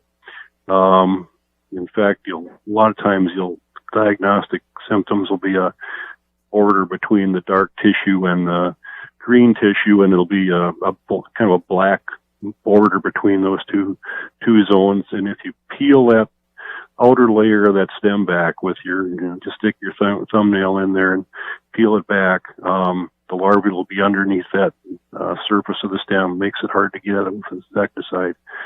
They'll start out clear to white, and then the third or final generation is a bright orange. Potter says IPM specialists like him are learning a lot more about soybean gall midge, but there are still many unknowns in terms of control. I'm Mark Dorenkamp with Managing for Profit on Brownfield. Michael Devine, the Doctor of Truth. Does anyone have anything they'd like to confess? That AM 1400 KVFD. Yes, I'm the Doctor of Truth, and you may contact me by calling 515-955-1400. That's 515-955-1400. Usually have Joe Coleman today. I texted Joe over the weekend to tell him that I wouldn't be here next Friday. As a matter of fact, I'm taking Thursday and Friday of this week off, and Monday and Tuesday of next week off as well. Over the, have a nice long 4th of July weekend, and I hope you have a great 4th of July weekend too. So we'll miss the sports show with Randy Kuhlman and Nevin Mulholland. Of course, it's like I got to explain sports to them over and over again every Friday, but they think they have to do that with me, and there's the big rub. And frankly, when it comes to basketball, I have no idea what those guys are talking about. Of course, I was never a big basketball fan. It's not that I dislike. I just didn't pay much attention to it. My game is baseball, and gosh, I was a baseball fan since I was a first grader or something like that, perhaps even before that. But never a great athlete myself. But I knew all the facts and statistics and backgrounds of all the players and managers and teams and on and on and on. And when Ken Burns came out with that great series called Baseball, about the history of baseball and the ups and downs of baseball and baseball players over the year, I was just riveted. Ken Burns is a great artist. I mean, he doesn't always get it right from a historical standpoint, but then again, he's an artist as well. He is a historian, amateur historian. Maybe if you're some of the professional historians are a little hard on Ken Burns, but I don't think they get the point. They're like academics everywhere. We should be thrilled by the facts before us.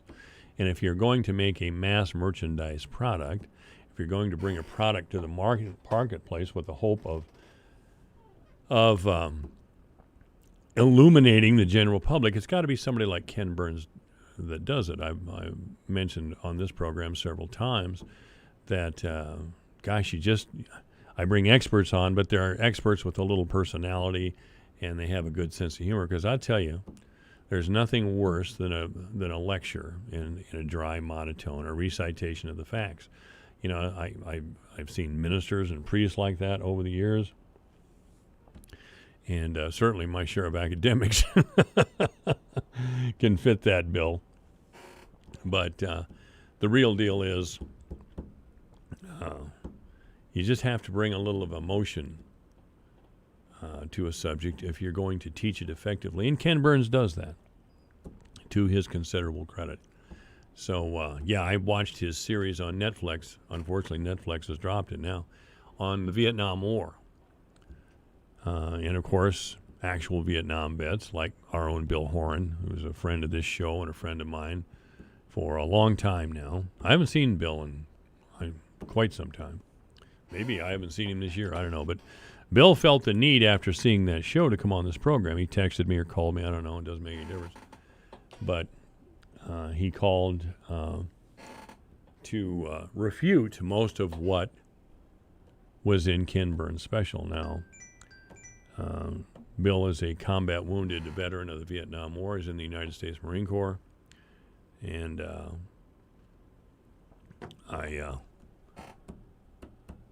I have the ultimate respect for Marines who definitely took the brunt of that battle and were used very badly. They were our finest fighting force. My dad was a Marine. My son was a Marine. I served. The Marines still, I'm absolutely convinced, are a fine fighting force. And they were used badly in the Vietnam War. Not so much by Lyndon Johnson, because Johnson was a domestic president. He was a man who came out of the Depression. And these were the Democrats that I identified with. For the good of the country, Franklin Roosevelt had to institute, like it or not, socialism. I still ask working people what their problem with socialism is, and I'll tell you what their problem is. They don't know what the hell it is. They just know they're afraid of it. Well, I'm not a socialist, but I am a democratic socialist. I don't believe the free market provides the best lifestyle for everyone. You can say a lot of great things about the free market, and they're right. And you can point to our country and say, look at all the freedom and prosperity we enjoy. That's because of the free market. I would say back to these people, Look what's happened in the last 25 years when we relied on globalism and the free market. Poverty has increased. Poverty has increased, I don't know how much. It wouldn't surprise me if it increased tenfold. By poverty, I don't mean that you're living in the street, but you are living in a crummy house with a crummy car and with a window air conditioner. All right? Rush Limbaugh always likes to point that out. Oh, yes, here's how they describe the poor. They live in a crummy house with just a window air conditioner and just one car. That's not poor. It's poor by United States standards. No, it's not poor by the country of India's standards, where they used to amputate the limbs of small children so they would be more effective beggars. But sometimes I think these free market people, and they're not really free market people. They're not. They're not.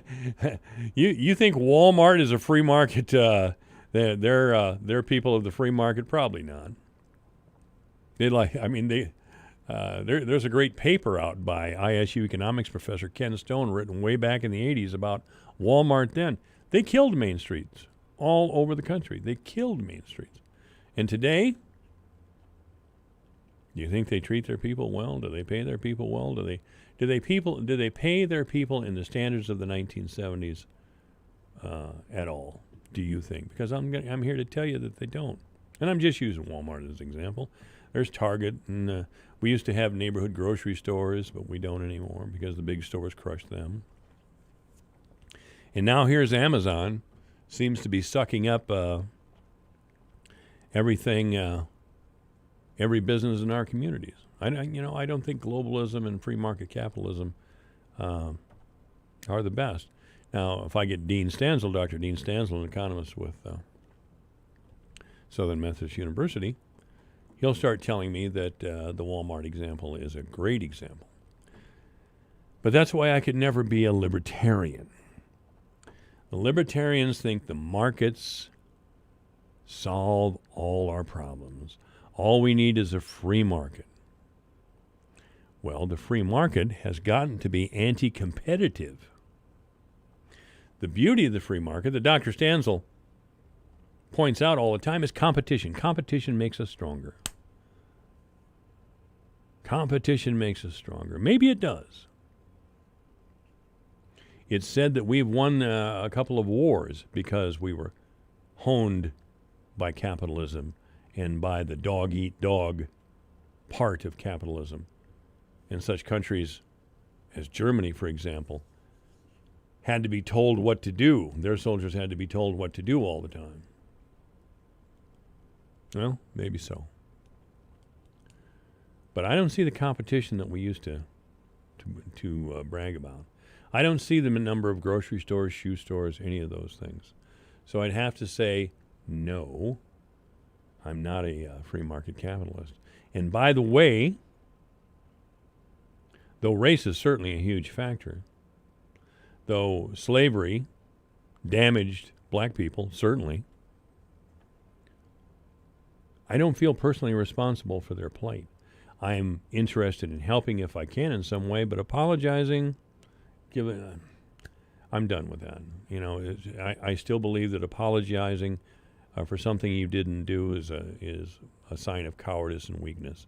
I think apologizing in general, when you've used your best judgment at the time and turned out to be not the best, apologizing is a sign of weakness, period. And let's talk about apologizing for just a second. What does it do to the person who is making the apology? Because they've got to be humble and near tears, of course. I mean, there have been some remarkably ugly cases of celebrities, the beautiful people, apologizing pitifully with tears in their eyes. I really have to wonder if that's just part of their performance of that particular day. Oh, man. So, no, I think those false apologies are the worst thing. Beyonce, Jay-Z and Beyonce, She's supposedly on board with the Black Lives Matter movement or something. Jay-Z and Beyonce own the Brooklyn Nets, among other properties. So I don't think they're suffering in this country. Something else? I believe I'm going to guess they don't pay their people very much.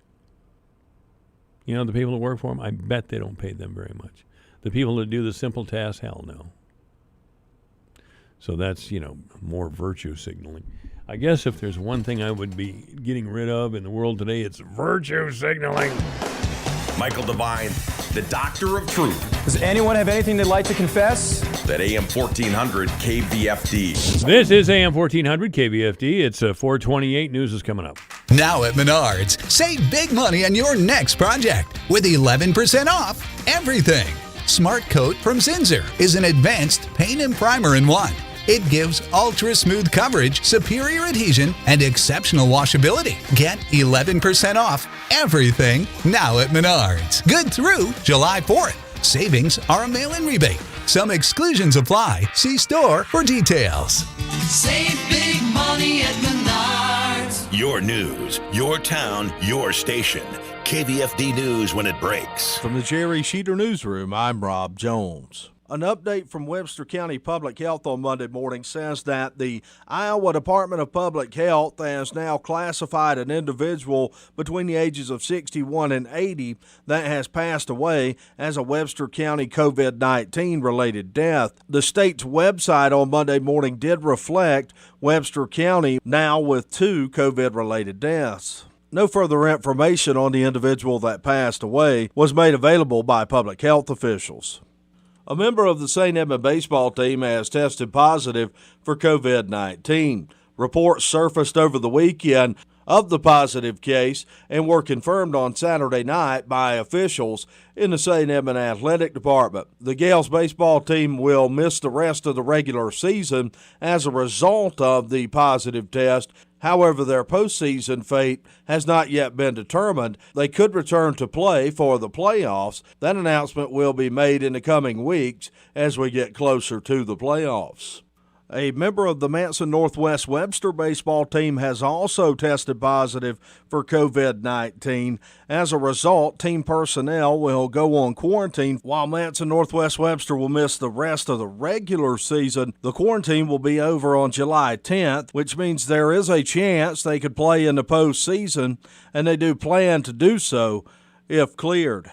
That information was confirmed by officials in the athletic department at Manson Northwest Webster on Monday morning. Sports from over the weekend, Port Dodge softball, a road doubleheader split against third-ranked Dallas Center Grimes. Dodgers took Game 1 10-0 and dropped Game 2 10-7. In Game 1, Dodgers put up a 6 spot in the 4th inning. T.K. Noster, Torrey Bennett, and Haley Wills with 2 hits each in Game 1. Jalen Adams, the winning pitcher, giving up just 2 hits, striking out 4. In Game 2, Dodgers had some defensive issues, making 5 errors in the game. Logan Snetzer and Torrey Bennett with 2 hits apiece in Game 2. Malia Lowry with 2 hits and 3 RBIs. Baseball from Saturday, Southeast Valley a winner over Southwest Valley 11-1 at Patterson Field. Jags back in action tonight, hosting undefeated Pocahontas area for a 6:30 first pitch. Area schedule tonight, Fort Dodge softball at home at Harlan Rogers, hosting a doubleheader against Des Moines Roosevelt, a 5 p.m. first pitch. You can hear both of those games on Sunny 99.7 and online at yourfortdodge.com. Dodger baseball at McNeil Field, hosting Des Moines Roosevelt as well for a doubleheader. First pitch at 5 p.m. St. Edmund softball on the road at Webster City, a 7:30 first pitch.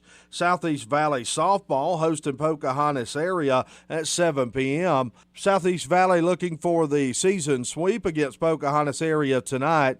Here's Southeast Valley head coach Sheridan Gilo on tonight's game. We've already played them. They kind of know what we have, and it's just taking it day by day and realizing that every team's out there to win, and we just have to go in confident in our strategy and focus on what we have to do. Other softball teams in action around the area: Emmetsburg at South Central Calhoun at 7, Clear Lake at Algona, a 7:30 first pitch, and Humboldt at Clary and Goldfield Downs at 7:30. On the baseball side, Clear Lake at Algona, 7:30 first pitch. Humboldt at Clary and Goldfield Downs scheduled for 7:30. And Emmetsburg at South Central Calhoun, a 7:30 first pitch in that one.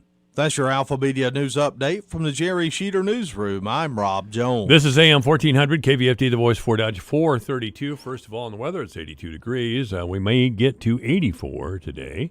Overnight, partly cloudy with a low of 71. Tomorrow, sunny with a high of 86. On Wednesday, a chance of rain. Otherwise, sunny with a high of 86. Thursday, sunny with a high of 90. On Friday, mostly sunny with a high of 91. On Independence Day, it's sunny with a high of 91. Saturday night, is that right? Yeah, partly cloudy with a low of 69. And on Sunday, chance of showers and thunderstorms, mostly sunny with a high of 90. Right now in town, 82 degrees. Obituaries this hour brought to you by the historic Bruce Funeral Home at 923 First Avenue, South Fort Dodge. You may contact the historic Bruce Funeral Home by calling 515-576-5117 or online at www.brucesfuneralhome.com. Mr. Roger Johnson has passed away at the age of 82. Roger A. Johnson of Fort Dodge has died. Services for Mr. Johnson will be Wednesday at 2 o'clock in the afternoon. Joyce Arrett died. Joyce A. Arrett passed away at the Good Samaritan Society in Manson. There will be a private family service for Joyce Arrett of Summers, and that'll be held tomorrow in Rockwell City.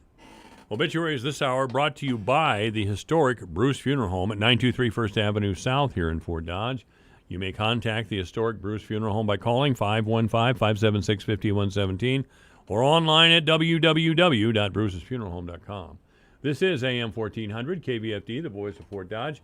434, 82 degrees. Here's a look at how the markets closed today. July corn up 9 1/4 at 326 1/4. September up 9 1/2 at 328 3/4. December corn up 9 1/2 at 334 3/4. March up 8 3/4 at 345 1/2.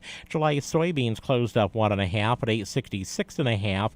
August up 1 1/2 at 861 1/2. September up a penny at 858 1/4. November up a quarter cent at 861 1/2. July wheat closed up 11 1/2 at 485 1/2. Soybean meal down 160 a ton at 280.50. June live cattle up 30 cents at $95. August up 45 at 96.47. August feeder cattle up 90 cents at 133.50. September up a half a dollar at 134.27. July lean hogs closed up a dime at 45.37, and August up 32 cents at 48.45. From the Farm Desk, I'm Dwayne Murley. I'm Liz Clayman, and this is the Fox Business Report. Stocks ending at session highs on hope for economic recovery and additional stimulus measures. The Dow rising 580 points, the Nasdaq up 117, S&P 500 up 44. And sports apparel retailer Lululemon Athletica has gone shopping. Will be spending $500 million for Mirror, an interactive fitness company. Mirror has developed weekly live classes and thousands of on-demand workouts, as well as one-on-one personal training. And AMC Entertainment will now be reopening its theaters on July the 30th instead of July the 15th. On the new date, AMC will resume operations of 450 U.S. theaters as part of its phased plan to bring its 600-plus multiplexes back in operation by early August. AMC said the delay aligns with the newly rescheduled release dates of Disney's Mulan and Warner Brothers' Tenet movies that have been pushed to August. That's your Fox Business Report. I'm Hillary Barsky, invested in you. We started Untuck It to create the perfect untucked shirts, but we had other great ideas too, like super comfortable polos and short sleeve shirts that come out of the dryer looking crisp and wrinkle-free. Today, save 25% on all short sleeve button downs and polos, including wrinkle-free and sweat-wicking performance. So even when it's hot in the shade, you'll feel cool and dry in an Untuck It shirt. Don't miss your chance to save 25% on all short sleeve styles today at your local Untuck It store and at untuckit.com. Have you ever wanted to learn a new language like French, Spanish, or Russian, but thought it would be too difficult and time-consuming? Then go to Babbel.com and try it for free.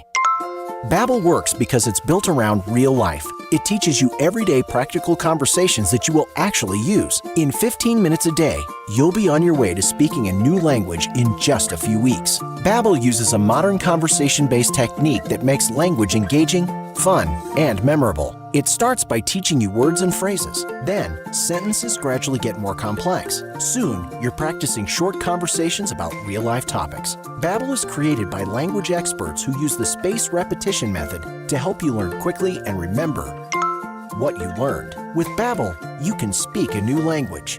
Babbel, language for life. Now try Babbel for free. Just go to Babbel.com and start learning a new language today. That's Babbel.com. Babbel.com. Michael Devine, the mayor of Manville. It's a fancy title for a part-time job. Michael Devine at AM 1400 KVFD. This is AM 1400 KVFD, the voice for Dodge. I'm Michael Devine, the Doctor of Truth, and with me now is a Doctor of Economics or Finance or whatever. He is Dr. Dean Stanzel. What is your actual title there, Dean? Well, my PhD is in economics. My title is now Senior Research Fellow. Senior, my God, that is impressive. You are also you stick around long enough, they start giving you new titles. Don't they? I know I'm sure it's a compliment. You are also with the O'Neill Center. Explain the O'Neill Center, please. Yes, the O'Neill Center for Global Markets and Freedom is in the Cox Business School at SMU in Dallas. It was established by William O'Neill, one of our alums, and he's the founder of Investors Business Daily newspaper. We focus on studying the impact of competitive market forces on freedom and prosperity in the global economy, and our website is o'neillcenter.org, O-N-E-I-L. Dr. Stansel doesn't usually do this. As you know, he sends me different articles from different magazines, from different opinion sites, from research sites, all those places. As something we can talk about. Today, he sent me a pro-immigration piece from Real Clear Policy, and this is on my Facebook page at AM 1400 KVFD. That's a long way of saying Dean Stanzel's picking a fight with me. Okay, I'm ready. Now, you gotta start with this one. Yeah, I'm starting with that one. We're leading off here, bro. Now, according to Real Clear Policy, President Trump is opposed to illegal immigration. Now, according to this article, they're migrants, but I'll stick with illegal immigration because it's it has a little bit more power to it, and it's more honest, frankly. But as you know, ladies and gentlemen, we're sitting, or I'm sitting anyway, in an old packing plant town. Now, in the 70s, there was a union. We had two packing plants, of course, Iowa Beef and Hormel. There was a union, and most people who worked at those plants enjoyed a lower middle class, if not middle class, lifestyle. That used to drive the teachers union crazy. Hey, we went to school and you're making more money than we are. Well, that was years ago. Reagan broke all the unions and everybody's poor now. So there we go. So I'm going to have to ask you this one broad question. It'll probably be the nicest question I ask you about this, but is open borders part of libertarian thought? I mean, I don't know that there's a plank in the Libertarian Party platform. There might be, but if you go back. I'm not asking you that, Dean. I'm asking you as a libertarian. Do you believe, as a libertarian, as an individual, that open borders are part of libertarian thinking? I mean, I think most people would agree with that. Yeah, that people ought to be able to move across these arbitrary lines in the sand that we call, national borders and state borders, and it's about freedom, Michael, and it's about allowing people who are being tormented in totalitarian countries the ability to escape, and not saying no, you got to do it our way, or you got to be in this one group that we'll let in, but we're not going to let this other group in, and it's so to me it fits neatly with what I think of as libertarian philosophy, certainly. Just like we should let goods move across borders without all these tariffs and other arbitrary rules to keep them out. I think we got to let people move. I think the people are even more important because there's life at stake here. All right. Calm down, Barack Obama. I mean, really. They're being terrorized. How do you know they're being terrorized? Some are, but I think the vast majority are just coming here to improve their lives, which is fine. But when they do that, we result in an empty hulk of a packing plant, as we had here in Fort Dodge for a number of years, before they were finally bulldozed, and we wind up with, and this is what I've observed. Iowa Beef Packers, for example, built a brand new plant here in Fort Dodge in 1978. I know you're probably not that familiar with Iowa, but I'll make it simple. Iowa Beef Packers built a new plant here in 1978. In 1985, they closed the brand new plant and moved it 45 miles and broke the contract with the union, because the contract was with the union here in town, and they started a mass hiring procedure of illegals at their new plant in Storm Lake. Back in the 80s, there was a front page article, on Time magazine. We were the cover story about Storm Lake's effort to the Storm Lake packing plant, Iowa Beef there, going deep into Mexico and literally rounding up people and say, come north, you'll do so much better than living in the conditions that you are now. Now, you may think that's good in the name of global capitalism, but I think it's just mass poverty. You're spreading the poverty. And that's exactly what happened. Rather than having packing plant workers enjoying first dollar coverage on their insurance, they now live in a crappy home. They don't have a second car. They sure don't have a fishing boat.